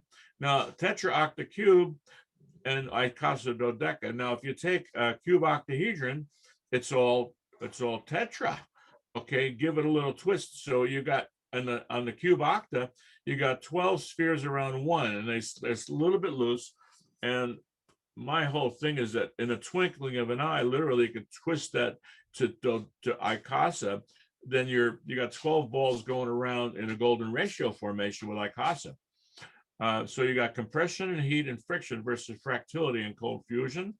You got emotion versus devotion. Now, when you're in a state of, I don't care what your belief is, if you're in a state of devotion, I don't care if it's Jesus or if it's Buddha or if it's your juggling balls or if it's your devotion to your lover, if it's devotion to your work, you transcend time. And when you transcend time, what happens? You're in the presence. Now, you're dealing with your right brain at that time. When I work, I love work. I do many trades and I like building stuff. There's no time. I love it. And if you're watching the clock, your time goes very slow. And I say, instead of time flies when you're having fun, it flies when you're having fun. And the left brain and the serial processor is the box. The right brain is the parallel processor. Now, here's an interesting thing. I am is 9.5, and RAM in your computer, RN and I are both 9. So RAM and IM is very similar. So that's your parallel processor, and you get random access memory. That's the Holy Spirit. Now you got relative good and evil, and you got the middle way of the Buddha. So, not left or right. You got resistance on one side, and in the flow on the other side, tetra octa cube. This is your material world. Now and then you got icosah pentodeca. And then if you look at the carbon body, everybody's freaks out over 666. Well, I tell everyone's the beast, and 6 protons, 6 neutrons, and 6 electrons. That's carbon. And carbon equals an 8, which is the infinity. Carbon's the 666, which is the beast. Everyone's the beast. I mean, Jesus' deadly wound was healed. I tell everyone, well, he healed, but he was the carbon 666. And these guys on the dark side throw it in your face and laugh at you. This is amazing how, if you take a dodecahedron, right, it nests 5 cubes, and each cube nests a male and female tetrahedron. So that's what I wanted to ask you. How do you get the male and female tetrahedron? Well, right here, they both fit inside of the cube. I get it. I see male and female, meaning top and bottom, upside down. Got it. Okay. And when you take there's an octahedron that fits inside of a cube. Right. Got it. This is, so you're bringing the spirit and the matter together with the icosahedrodeca. When you make the shape. So as above, so below. Exactly. And the ether is the ether element represents all these fire, whatever you want to call it, all this, which nests all of the material world here. And so you've got this is, I believe this is what they say, going from 2-strand to 12-strand DNA, because 2 of these pyramids, if they're in the right configuration coming together, you make an icosahedron, which is like, now you're multidimensional. I don't know, I've got to find where I've got some stuff on this hold on a second. Let me look at this other one here. If I were to go slide by slide, it might be boring. I'm loving it. It's, what the interesting thing, how I said in the very beginning, I Yeah. know you from somewhere. Well, I got one of your images on my Instagram. Oh, wow. Yeah, How'd I you do don't. that? Well, I was just doing research and I'm like, this is really interesting. What's the beginning of this? What's the end of this? And I found this picture and I put it on my Instagram because I found it really interesting, but I didn't know the source of it. I didn't know where it came from. I think a lot of it has to do with being present, where you're only focusing on the goal. You're right here. You're not dealing with any fear. And I do something with Ohm's law here. If I could, here we go. Oh, you know anything about electricity? Okay, so I put this on the cosmic clock. Okay, now your potential is voltage, but your potential energy also is your vision or dream on a spiritual level. It brings in the invisible. Now, these first three are intangibles, and this would be like the water element if I did it on a trine for the water element. But you have potential energy and electricity. Resistance is your fear. If you don't have any fear, or any resistance, you've got maximum current flow. Your full potential is going to light up. And it's the dimmer switch in electricity. It's also the valve in water. Let's say this is a reservoir up high. You got a lot of potential energy, and that's your dream and your vision. This would be ruled by Scorpio. Your creative energy is Scorpio, and your resistance is Pisces. Pisces is always the one that, water freezes when it gets cold and you can't walk forward. In Scorpio, your water, you don't have any water, you don't have any creativity. This is your creativity here, your voltage. And in the mother energy, if you're stressed out about everything, your wires will burn out, your nerves will burn out, and this is your current. Now, in electricity, when you multiply potential voltage times amperage, you've got power, which is watts. And this is the physical quadrant. And your wattage is your strength, your power. And this is the phi cycle in the clock, the physical quadrant. And I mean, it actually fits really well. And I do it also on the astrology here. I've taken, I don't know if this is the one of these. Oh, here we go. So your Scorpio, Pisces, and Cancer. I'm going to go to another chart. I'm going to go to the one on devotion. Wait a minute. It's even better. It takes it to 3D here.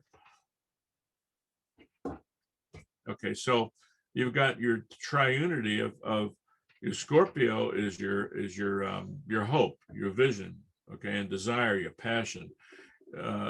Faith is another side of the tetra. I'm doing this with it in 3D, and love is the flow, charity. And when you have this trine in harmony, this whole perfection trine, not only do you have superconductivity and wattage, here's your power at the center point, you've got super consciousness. And the faith of a child means no resistance. You believe in everything and you will manifest. This is the intangible water trine that's going to manifest physically right here. And then once you're in the physical, you got to deal with the rules. And Capricorn, Taurus, and Virgo are rules. And we're dealing with father, mother energy. Now let's go back to this one over here. You've got your so this trine is your water trine, which is Scorpio, Pisces, and Cancer. The water is these intangibles pour into the father chalice. Capricorn, you got organization, structure, and you've got Taurus, which is maybe your building if you're going to manufacture, or you've got your basic foundation in Taurus, and Virgo's maybe your order processing and all the details. This is all concrete here. So I've used to have I discovered this for my business. Your creativity and R&D is Scorpio, and Pisces is you're going to spend money in marketing. You don't even have a product yet. You're going to invest in marketing. That's your faith. And Cancer's taking an order right here, and that's flow. Well, okay, make a sale. Well, I don't have anything concrete. I have an order, but as soon as I get money, I'm in Capricorn banks, and I'm in Taurus. I need a building to produce my product, and I have to do all the details in the office or bookkeeping and stuff here. Now, when you ship your product, now it goes to the arrow archers, Sagittarius. Now the customer is on a horizontal bar, so your customer gets the product. Okay, then customer service over here in the middle, you got to deal with everything. And this is a follow-up. You're in Leo. You're always going to have good long-term relationship you build up. And then all your communication, you got customers, you've got internal communication, you got local communication, you got employees, all this stuff, Gemini and Libra and Aquarius. So it's amazing how this comes together. There's anyway, there's so much that it all fits. It all fits, and I think let's go back to your question about coming in the age of Aquarius. I believe we're going to come into a presence, and you mentioned silica and crystal. We're making a crystal right here. If you're in this, always in this presence, and when you breathe properly, you know the Buddhists go into these states of animation, and it's by your breath. And I've got into altered states just breathing. Yeah, you know, I don't need drugs. yeah, So, absolutely. so am I making myself clear? Yeah. Well, how about, I think, coming down to making it real simple on a spiritual path. And I've been through lots of spiritual discipline. I've been initiated. I've been with a great guru with a lot of light and energy. I've done invocations, mantras, and gotten to altered states. I've also done it with my meditation. I never was a meditator, but sometimes when I did energy work and polarity, I got into altered states that were unbelievable. And you're in a state of presence. You're not even, there's nothing else in your mind. And even going through all that teaching, have you ever heard of the teaching of the Ho'oponopono? Yes. No? Yes, I have. You have? Okay. I'm sorry. Please forgive me. Thank you. I love you. Exactly. And if you want to distill spiritual teaching, that very simple teaching, if you're in a relationship where you can accept and you don't judge, and you're in the flow. I mean, it's all about flow, this whole thing. You're in the zone and you're not involving yourself, making another karmic tie to someone else by being emotionally moved, bothered by someone. If you accept what's there, even though you got a bunch, it's a fine line. It's a discernment thing. I mean, there's a place where you draw the line. You got a lot of real boneheads running our government. You got to observe it. But what I'm saying, don't be moved by it. Just be in a place of just let it be, and keep your meditation. I see is just the word devotion is the vortex. It's a 9-5, like I am. Simply just be in a state of loving every minute, everything you're doing. And I think that's the key, better than anything I've seen so far. And I believe that all your psychology, all this stuff goes away when you're not attached. That's the key, is non-attachment. And then when I studied polarity therapy, my teacher gave me 2 words. It's taken me through my life: trust and surrender. Just totally trust that the source is going to take care of you, and totally let go and let it work. Magic happens. Right. But I did something. I put this together, and the 20 amino acids and the 64 codons and everything fit perfectly when I went around this 3, 4, 5 thing. Remember I told you about all the creation, and I've got it. This link's not working here. I forgot to hook up the hyperlinks here, and I can't find it. Where it is on my computer right now as we're talking, but somewhere in the DNA, this is Akasa, which is 20.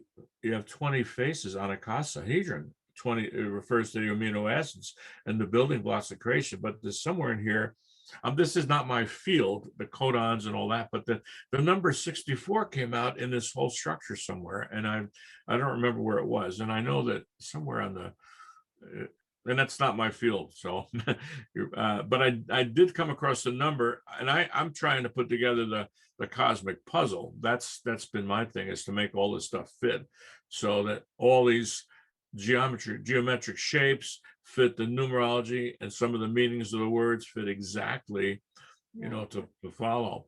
And that's what I've been trying. I don't know, because this tells me, this picture I saw in the newspaper got me drawing, and it I said, fits right "Oh on my your gosh, look at that! That's a portal." That's the hourglass.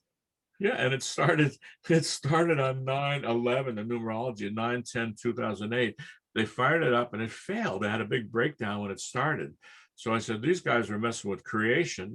They must know this stuff. These guys are, even though Because I've come they're across putting them. that out in the open now by putting it in the media. And Yeah. I was actually afraid to publish some of the stuff because the bad guys might get a hold of some of the stuff that I got from the Right. inner. Right. I'm not a professional astrologer, but I've been doing it. I've actually, when you go to India, and my guy over there that I'm partners with on this cement project, he said, he introduced me as an astrologer. I'm like, oh, don't do this. And we're in big meetings with these CEOs, and he makes me do their chart. Like, I've actually I've hit it, but I'm not like an expert on this degree. And I know the basic stuff. But what I did, I brought in the cosmic clock, which no one knows about, and I brought in my own astrology, which is the manifestation astrology, which is I think this one here. I use it for business too, here, the business astrology. And I actually was nailing it. And I'm like, that's not my thing, but I just, it's kind of just getting. Well, your intuition was getting stronger, obviously. Intuition. Yeah, I think I've got the wrong link on this one here. Now I hit that and let's see. Oh, here we go. So your manifestation astrology again is from this. It looks very Vedic to me. Very what? Very Vedic to me when I see your chart versus Western. It looks very Eastern versus Western astrology. I don't know. I took the chart and opened it up into a Maltese cross, but the manifestation, this is also creation. You got the mother energy, the water element, and the rock, hard earth, concrete, immovable earth. The mother always comes to break the orthodoxy of the father. The father's got the rules and everything's got to be this way. And then the mother says, we can't do that. It's not right. So this is the intangible. If you manifest this trine, the intangible emotional water trine, you will have to manifest your dream. This is alchemy. It's that simple. You just hold that vision without resistance and harmony, you're going to manifest your dream. And I did this from my business, and I started my business with no money, $100 deposit. I built it up to $7 million a year in business from nothing. And I learned this from, I had no money, and I literally was we had a 2-week float on the checkbook. I was writing checks and hoping to have money coming in. So I'm having faith. I had a lot of experiences, and I said, oh my gosh, this is how it works. I just held the vision. I didn't have any, I let go of the fear. And I said, no, we're going to get the money, and it all came. And so you've got, marketing is a gamble, it's faith. And your sales, okay, I had fun talking to people, and in the beginning, that's your harmony, love, cancer, flow. You keep the harmony, you keep the faith, and you're going to manifest your dream right here in your R&D, your new product that you're putting on the market or whatever. So what is your business? What's that? What is your business? Like, what do you do? Oh, right now I'm doing technical. I'm doing some material science. I have a rock quarry, but my business before was massage tables, and we started in back in 1982 when there was no marketing, we watched the industry grow, and but that tied me into the healing, but it also made me aware of a lot of the things that I experienced in the business, because I didn't know anything about, I came from, before that I was in construction, and I didn't know a thing about marketing. I didn't know a thing about shows, and I had to learn. I literally, from going to shows and meeting people and talking to people, I learned how this whole thing worked, and I was working the intangible and stuff. the right people came into your life to get you to the right places when you needed it, how you needed it. It just all flowed. Right. It was almost like my life was perfectly choreographed. Someone up there liked me, I guess. I think, you can have something that's going to bring stuff like in the material world, the Chinese use number 8. That's a material number, and you might be in some type of geometry that's going to attract a hex or a cube. But if you want to bring into some real spiritual stuff, you might start thinking about building something in a pentageometry, which might be a little bit unrealistic for this physical world, but you might start attracting some very crazy stuff in a sense that compared to the physical world, you're gonna. My theory is if you built your building in a cone or something like that, or put up a pent pyramid, you got to start to bring a lot of stuff into your world. That's kind of on the spiritual, not as practical as the see the I had a I'm going to go to this thing over here. Marco Rodin. I had this guy. I watched about 40 of his videos, and his numerology is incredible. And his whole it taught me about the 1, 2, 4, 8, 7, 5 thing. Follow, keep going. It's the 1, 2, 4, 8, 16, 32 sequence. But he had his 3, 6, 9 over here. And I said, oh my gosh, wait. I turned it around and looked at it. And I took this into the, and turned it into a tetrahedron cube or tetracube. And made me realize that this is the matrix. If you want to make stuff happen in the physical world, you need, even in music, and I thought we were going to do a lot of music, you got the C note, which is cell division right here. Your 1, 2, 4, 8, 16, 32. All right, this is going to manifest. It's cell division. It's going to heal bones and do stuff like that. The number 9 is going to connect you to everything, I think, and that's how tuning your bodies to the right frequency of the universe, and it fits like a glove. And I this whole thing started with I watched a video from David on the with his pyramid and the Vesica Pisces. Did you see that last week or so? Absolutely. We showed it to everyone in the inner circle before we went public with it. And, okay. And I made a comment. Somehow David contacted me, or I contacted him, yeah, I think. Yeah. He left a message on the Wix, and then I forwarded it to David, and I said, Now here's another 369. Yeah. This is in music too, but your C notes is all your cell division. And if you're going to build or be in the material world, you want this is the material world. This is the prison planet Earth. You're going to manifest stuff. You're starting to change your DNA, I think, when you get into the 369 stuff. And if you put the crown chakra, if this is 300 degrees on the top of an Ikasa, and this is a stellated dodeca, this brings you to me, the all-knowing, interconnected fractal consciousness to the whole I spirit. And your octahedron is 6. It's 240 degrees, which corresponds to the 3636. So your G note is 3636, but your dodeca, which I'm calling the mother, the heart, every note equals 9, every frequency in the 432 tuning. Now, if you multiply, I'm saying the music, all this stuff fits because your powers of 2 are over here, and this is the powers of 3. So if you multiplied, if you're coming down this. So what if you're not in the 432? What does it equal right now? Well, I think when you're present, you're in the 5th dimension. We're dealing with you're not even dealing with duality anymore, and duality is this stuff over here, where you got black and white, you got all, when you start getting into 5D, which the Aquarian age, I believe, is we're going to come into this new presence. The light and energy is going to come and start to synchronize with this geometry. And like your breath and just being in that state of peace, we're going to manifest anything we can think of, but we got to get out of fear. And that's what these guys keep us. They keep us in fear. But getting back to this is amazing how the music, when you tune to 432, everything works. And you're multiplying, if you want to get like here, you're taking the spirit of matter together, but 2 times 27 is 54. All these notes are a function of the powers of 2 and the powers of 3. And I think that's amazing. They've destroyed us. The 440 has 0 synchronicity. This is 440 right here. None of the numbers add up. And you're not dealing with I believe the sacred geometry, but really understanding the numerology of the angles and how these platonic solids all fit and create matter. Now, here's another crazy thing.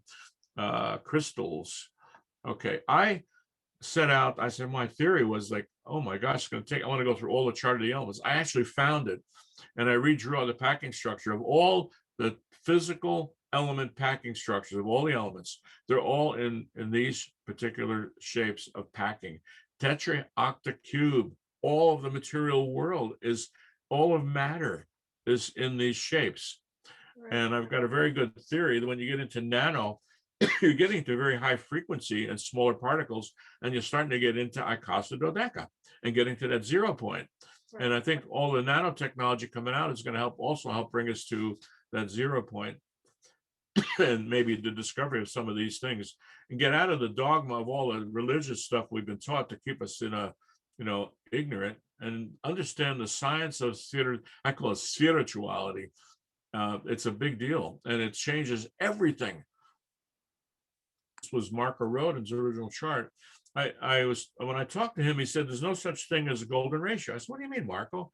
Well, if you keep going around the toroid over here, it's all sequential. But when you take that toroid, let's go to this one over here. I think it's this one.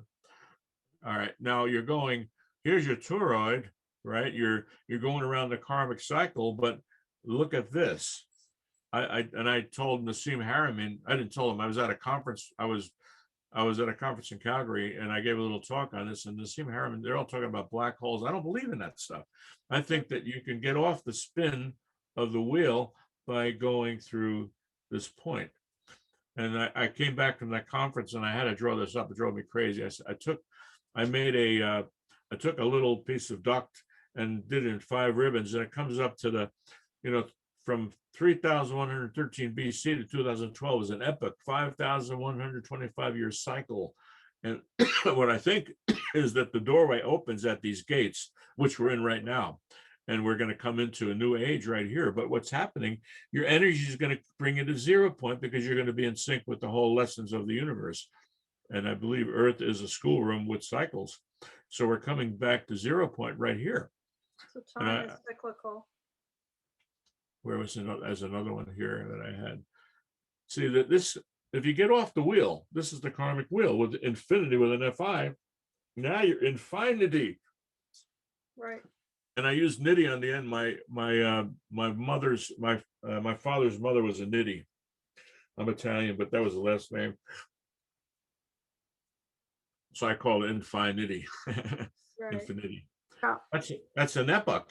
Like Yeah. on the divide the 26,000 precessional equinox by 5, and you come up with that 3,000. I had that up there before. 3,000. Yeah, I saw it earlier.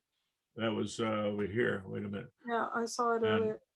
That was where I had it. Here it is here. So you're dividing this by your precession, and you're coming up with this 5125 year cycle. Yeah. There was something else. Oh, I want to show you all this on music. That if you multiply, because that's how I got into this thing with David. He came up with the 432 frequency, the 432 hertz, but 432 times 432 equals the speed of light. Speed of light. Isn't that crazy? It's like within, Yeah. and there's another one. The precession here is 432 times 60 is 25,920 years, which is the precession. Right. Isn't that crazy? That's crazy. I mean, you want to be in tune with the universe. It's so. It's so simple. It's so complex, and it's so simple. It's simple, and I want to be able to teach this to 8th graders and teach the Platonic College. I've got a book that I've got. I want to show you real quick. I didn't publish it yet, but this book is going to be. Let me go to the larger version. I saw it earlier. Yeah, the color code of the Platonic. And the color code. That's another thing.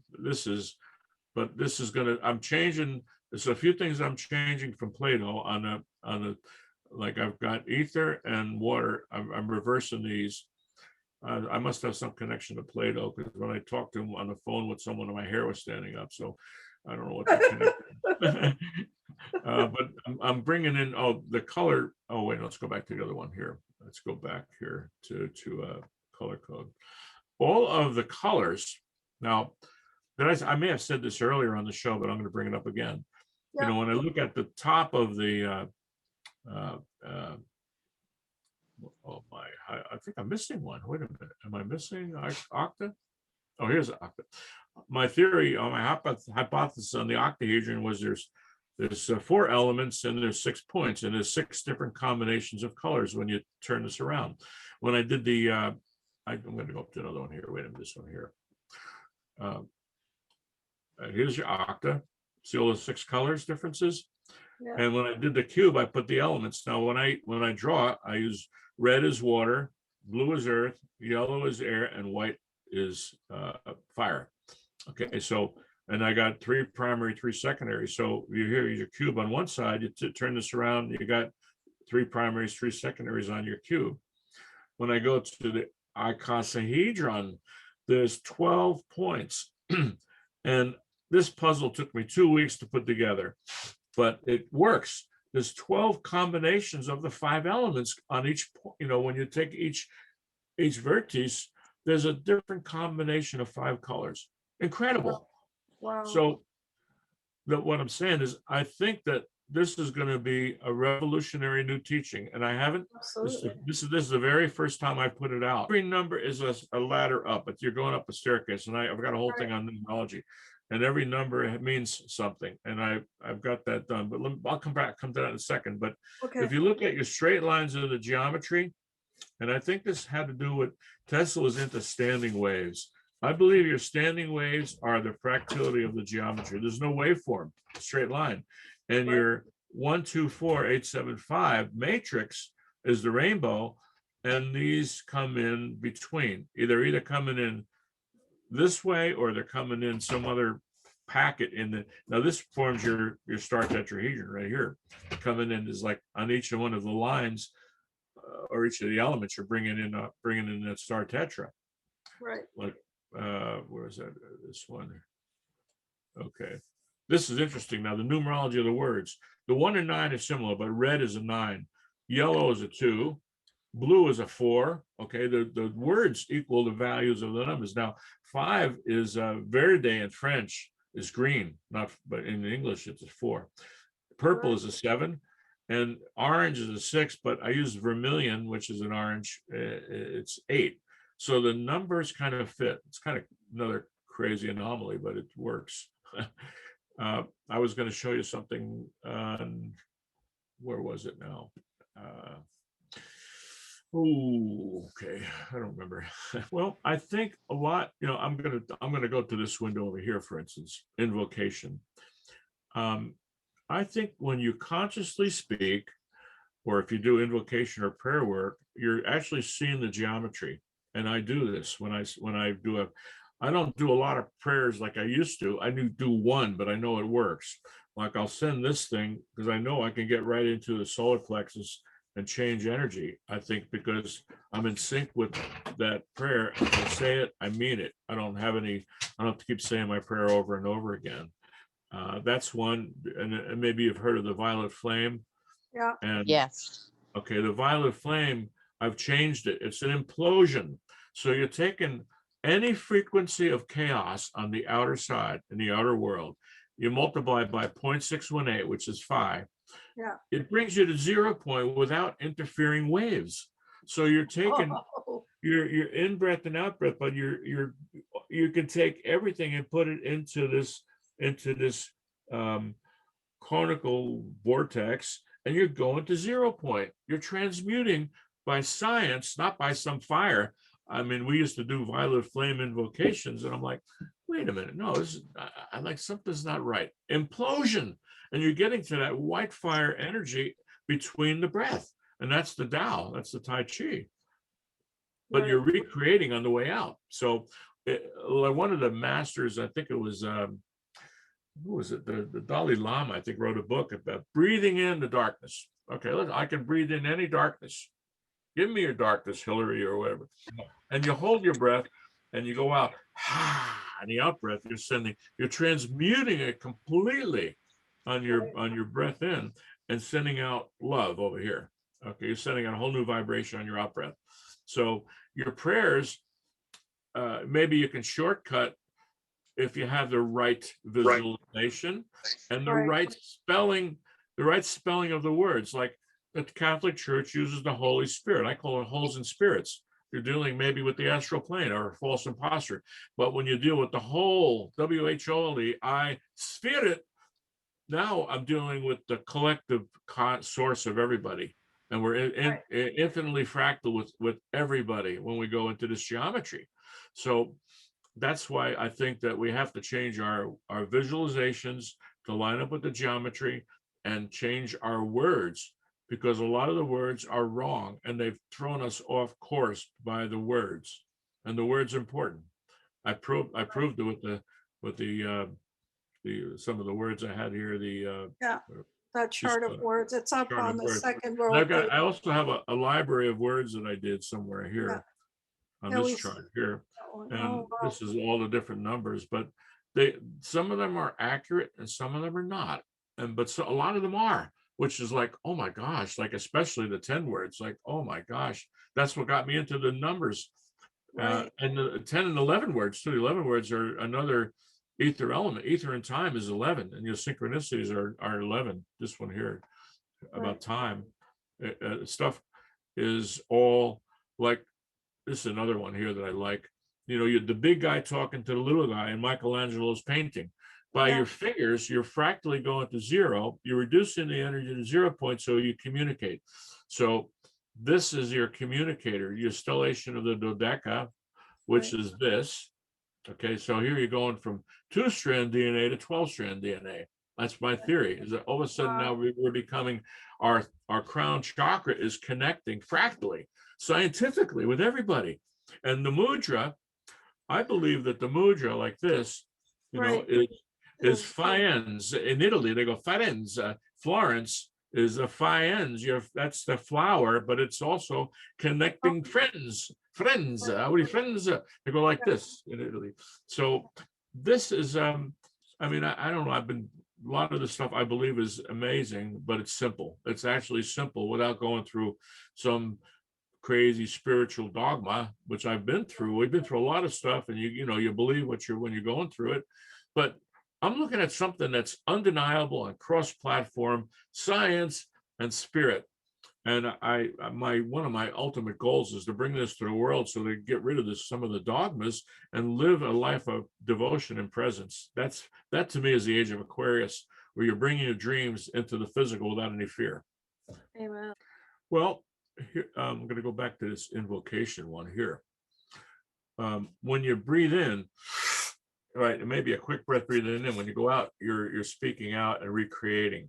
And I've taken the words, and I a lot of times if I do some kind of words, I'm sending out creation when I'm trying to manifest something, and maybe it's working. I think a lot of magical stuff is happening behind the scenes, but all of these words, everything relates to the shapes, and your out breath is your recreation right here. So if you can be in that, maybe that visual, to realize that your words are very, very powerful. And if you have absolute passion when you speak your words in your prayers or your whatever you need to accomplish, or when you talk to anybody, you're changing the material world. Right. Wow. Here's another one I did. You know, I was raised Catholic, but first of all, I took the geometry of Mary and said I made a pen pyramid. So she becomes from her hands standing in this here, I got 144 degrees of arc. But the Hail Mary in the Catholic Church is a curse, I think. I go, Hail Mary, full of grace, the light is with thee. Blessed art thou among women, and blessed is the fruit of thy womb. Now she's the mother Ray, though blessed is the womb. And I've taken Jesus out, not that I hate Jesus or anything like that. I like about being the Christ, but the universal mother is all of the women. The womb is a very sacred thing. Right. Mother Divine, Hail Mary, Hail Mother Ray, the feminine Ray, Mother Divine, pray with us immortal beings in fine. That's the geometry. And we are immortal beings. If we wish it, we can be that. Now is the hour of our victory. Now, not now and at the hour of our death, like the Catholics say, or now is the hour of our victory, or now is the hour of my perfect health, or my unlimited abundance, or the hour of peace. And this one here I'll bring up too. My brother was a star athlete, and he was New Jersey outstanding high school athlete, and he played quarterback at Kentucky. So I went down to one of his football games, and the crowd was dead. There's 60,000 people there, and I'm on the upper deck on the 50-yard line, and they're losing 14-10. LSU is ranked number 3, I stood up in the crowd. I pointed to people. I started cheering. Go, go, go.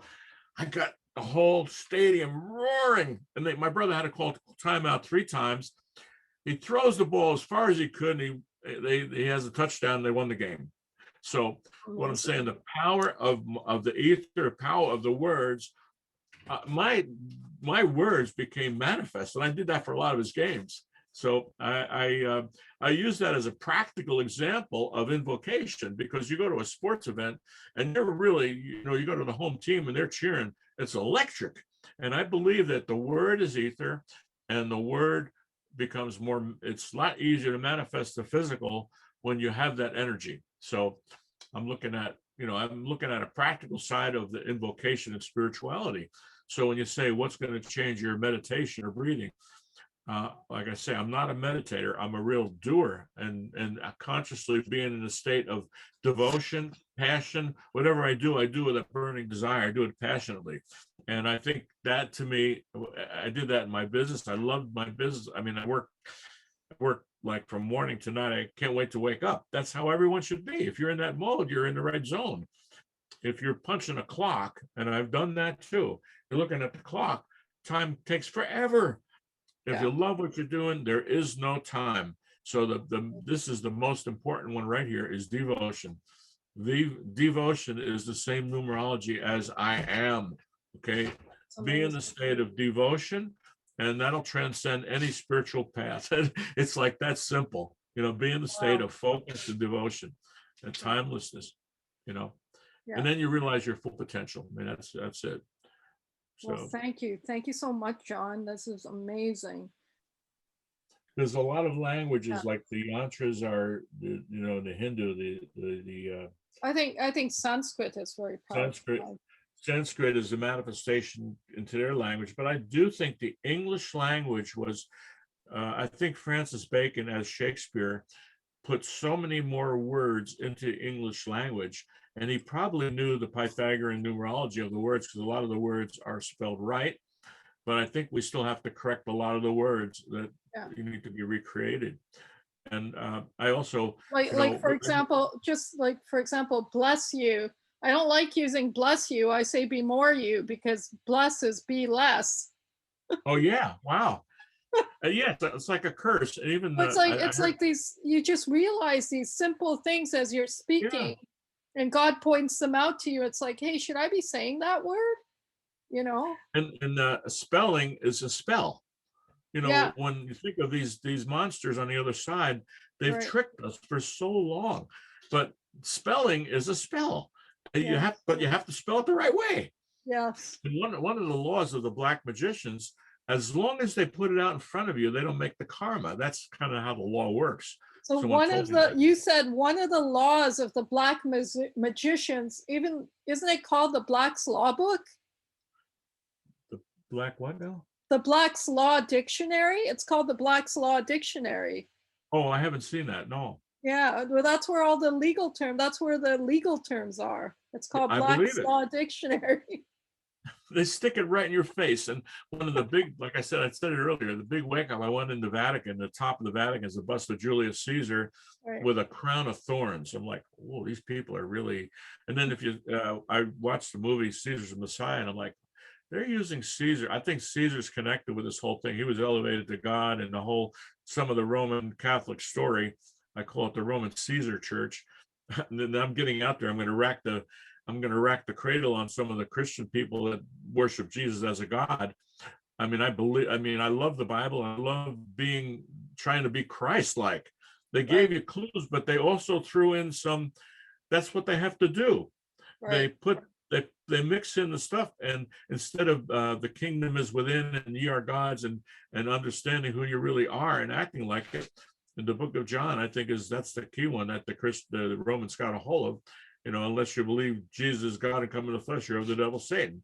And every Christian will worship Jesus as, Jesus saves and does this. Wait a minute. I think that is a trick of the Romans and a curse, and keeps people from being a great master and walk. If you don't walk the earth as a master, how are you going to be a master? That's how I see it.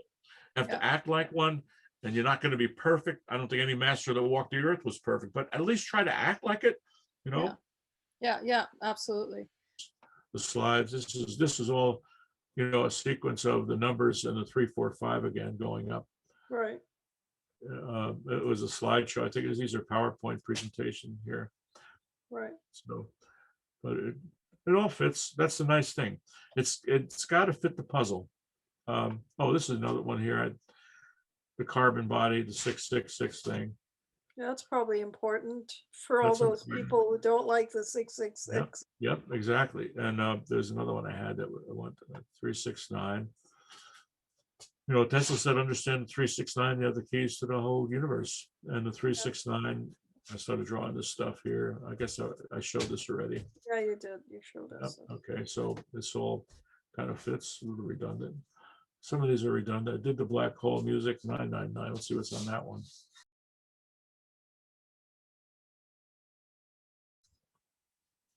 Oh, there's some of the 9 words that all fit. Right. And then eternal flowing presence. Okay. It's, you know, 1 and 9 go together. It's the beginning and the end, alpha and omega. Is your angles all 9? This is a whole story of how I started writing this stuff. And I wrote this up just, I spent a lot of time in India and I had nothing to do but play around writing stuff.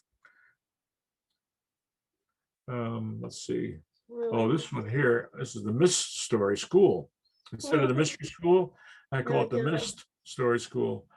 And I like some of the things I wrote, actually, you know, the open door which no man can shut, but this is the door which no man can shut open. Will open. And I thought it was well written here, but I like writing this page here, talking again about the duality trap and the Caesar Church, and they're all, you know, that stuff. Oh, I posted this one year on New Year's Eve about duality school, duality and synchronicity, 2 poles, black and white, Lucifer and Jesus. They're 1111s, Beauty and Beast. I have a whole page on 1111s, the opposites. Oh, this one here was a big one. I wrote this one time at New Year's Eve and posted it, and talking about the 5th horseman, meaning 100th monkey effect. And oh God, thank you, Bill and Hill and GWB, Dad, all these guys. You've done a great job. It pissed off everyone. Now they're researching and they're getting off the fence. So Shiva was also a destroyer. So maybe these dark ones have had to come to shake the world up. Without 9/11, we'd be sleeping. So I just tell a whole, this is a nice story, but I think it was one of the best things I ever wrote. And I give it this balance, this kind of duel in my head about how to deal with darkness and evil. What do you do with it? There's a time you got to break the bully's legs. There's a time where you got to be in a different mode. I mean, it's a real, you know, test. I posted this, but I have I got a really lot of good comments on it. So I put awesome. that up. Then let's see what else. Videos. This is all. I want to put start doing designing stuff in 3D. What's the 5th horseman?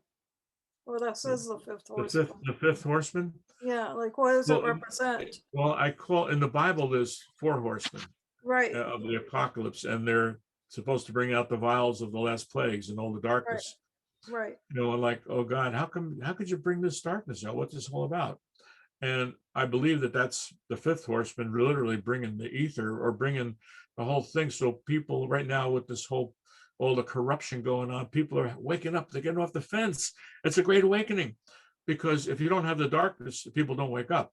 If you're, you know, if you got a nice calm pond all your life and you're living on your yacht and fishing, you don't grow. So you need a little pain. And I once had a long time ago, I listened to David Icke until one day he said, what kind of God is this? There's no suffering. I said, David, you really missed the boat. Life is about initiation, and suffering is a thing that builds compassion. How do you grow without the pain of growing? How does a mother give birth without the pain? This is part of the path.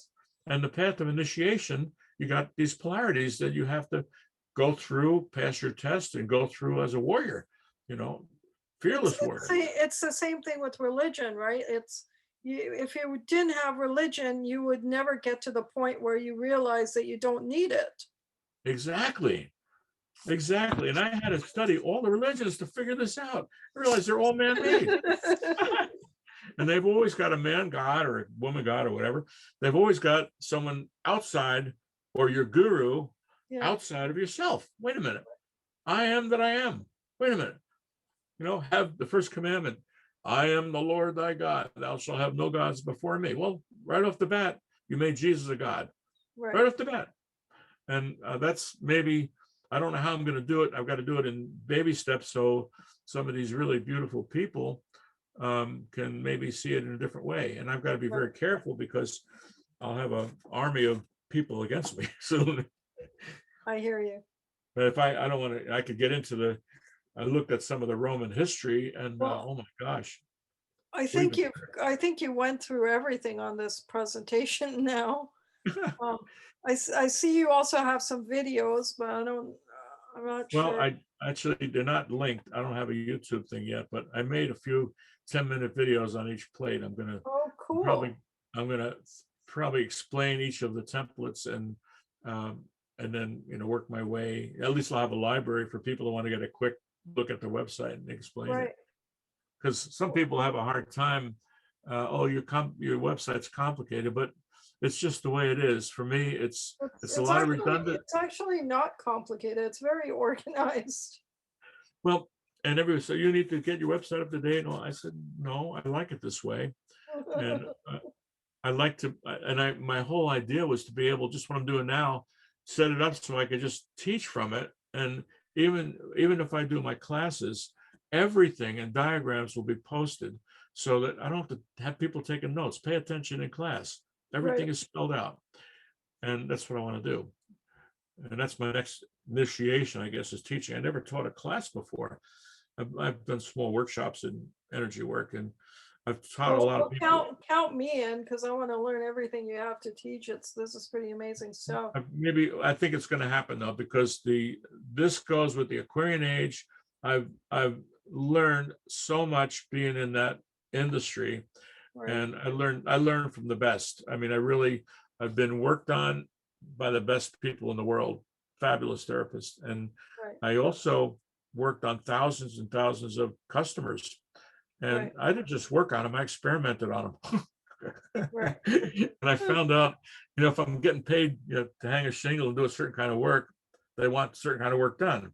Right. But when I'm working with therapists, I got to experiment, and I learned some tricks, skin rolling and stuff that does magic, and scraping the skin and getting the bones, scraping your bones. For instance, I wrecked my knee pretty bad when I was 18, and I've always been in pain in my knee.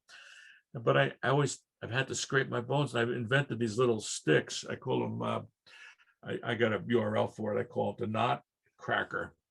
And I can just scrape my bones and get so much leverage and do my own body work and get the fascia and get some muscles in the feet, everything that you can't reach by someone else. And I can do it better than someone else doing on me. So I want to give people the tools. So what advice do you have for back to the, let's go full circle back to that original question. What advice do you have to present to somebody who doesn't believe in energy and healing? What can you say to them to make them realize that this is possible? I tell stories. I've got stories of people, amazing stories of people that, many stories of people that I had one lady that was someone, I do it, it's all word of mouth kind of, as friends show up, but she told her friend she was 25 years old and she stopped getting her period when she was 21. She couldn't want to get pregnant. She got married. She wanted to have a child. She said, go to John, he can help you. So, okay. I cleaned her channels out like you wouldn't believe. She told her friend, you worked, some things I had to work hard. I wasn't getting anything. And finally I hit one point, I touched her brow and her chin. The chin is the cervix. And I made a connection. The energy was like roaring through my fingers. Well, son of a gun, she got a period and she got pregnant. So it happened just like that. And I worked all the points of the water element, not just the feet or not just the wrist or the arm or on the center of her body. I worked every point, but I finally hit the jackpot. I got the point where the energy was roaring, and that's better than any of the deep body work because you're getting right to the blueprint. Right. And women's problems are emotional problems. Most of the water element on a body is something going on emotionally, mostly from attachment. Right. So, and it's the easiest one to clear with energy work. The fire element does not work too well with energy work. I've got to take out the jackhammer and do stretching. The air element works with energy work pretty good, side to side, and side to side. You're like you're making a coil. It forms an electric coil that gets your aura going, gets your energy. It's sattvic work in the Hindu work, all the side to side work, cranial sacral, a lot of side to side work. That gets the aura going, gets the force field back built into shape. So let's talk about a couple of specifics, and then I don't want to take too much more of your time. But let's say someone has a spinal disorder. What advice do you have for them? Okay, we're on the spine, lower back, middle back, L1 to 5 and S1. upper 1 to 5. L1 to 5, S and L1 to S1. 5. L. So Well, that's the lower ones. You're in the region of Gemini. Oh, in the lower back. L on the lumbar. Okay, sorry, not L. Okay, so anything in the sacrum, in the middle, usually your psoas muscle in the front is contracted. It's a fire imbalance. Psoas muscle goes from the bottom of your femur through your hip and attaches under your ribs and on the spine. It goes through 4 elements. Now, the psoas, the most important thing to fix the psoas is stand up straight with your belly button out. You can do the cobra posture, but I tell people just put your chest up on a chair and breathe out with your belly. And standing and stretching backwards, I always will lean back and stretch. And what if someone's in a wheelchair? That's a whole different deal. Right. You know, you could have miracles, but I don't have too much experience with that. Most of the time, lower middle back pain is almost all the time psoas contracted. But when you have a psoas contraction, I can tell in a second, the sternocleidomastoid is the positive pole. This will be contracted. It attaches back here. You're going to get tightness. And this guy here and this attaches right here. Is that right where it attaches? Where you can actually get big results by hitting this one spot. Right. And the negative pole on the fire element is the tensor fasciata on your going through the muscle going in your foot, and you can feel it. And you can that's a tougher element to fix. The fire element is very hard. A lot of times the person's ribs, they're short of breath because the ribs are contracted. Right. Sometimes they have digestive problems, but you have to stretch. The fire element, you have to stretch. That's the key. You have to stretch, rolfing. I mean, deep body work, stretching. That's what you have to do. Well, you know, anyway. Yeah. Okay. I've kind of exhausted all my questions. Okay. Okay. I'm available anytime you want to do this. I appreciate your listening and making turning this into maybe some kind of a video or something. Absolutely, I'll edit it and shoot it back to you, and you can approve it or disapprove it. We can share it. You can share it, and we'll all benefit from it. Yeah. Yeah, and it's better that other people empower me than me trying to do it myself. So if you like, I'm happy to help you promote your courses or whatever it is that you want to do as well. Oh, now are you this Shy Rose? That's talking? Me. That's me. Shy Rose, you're not too shy. You're really a good facilitator. I used to be my name. I used to be a Shy Rose, but I had my own life journey too. That brought me here. So that's wonderful. Yeah. So you've had a lot of Eastern teachings too? Both Eastern and Western, and I like Indian or Sharo. Is that are you? It's a Persian. The name's Persian. My name's Persian. I was born in East Africa, Tanzania. So my blood, you know, that's where I grew up. Until I was 4. Then we came to Canada here. But if you're asking my religious background, then it's Islamic. So you've got Islamic, you probably have some Hindu. Yeah, well, my grandparents would have come from India. Yeah, Boy. right. Yeah, I And have on this on the some of the technology I have. I've been to India 12 times and since 2013, wow. and boy, I don't.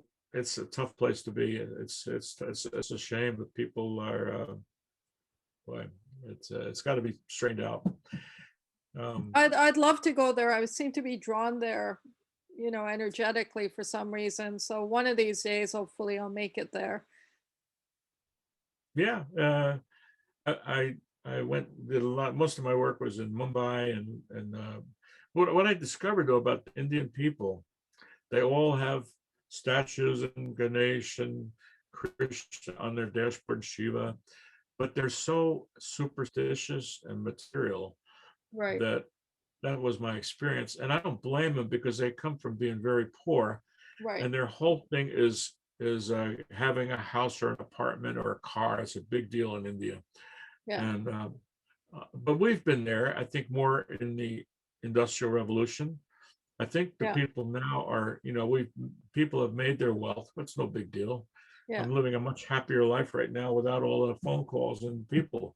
Right, Um, and you know, and I don't need a life on a yacht. I'm not like some of these big. I don't need that. I prefer a simple life.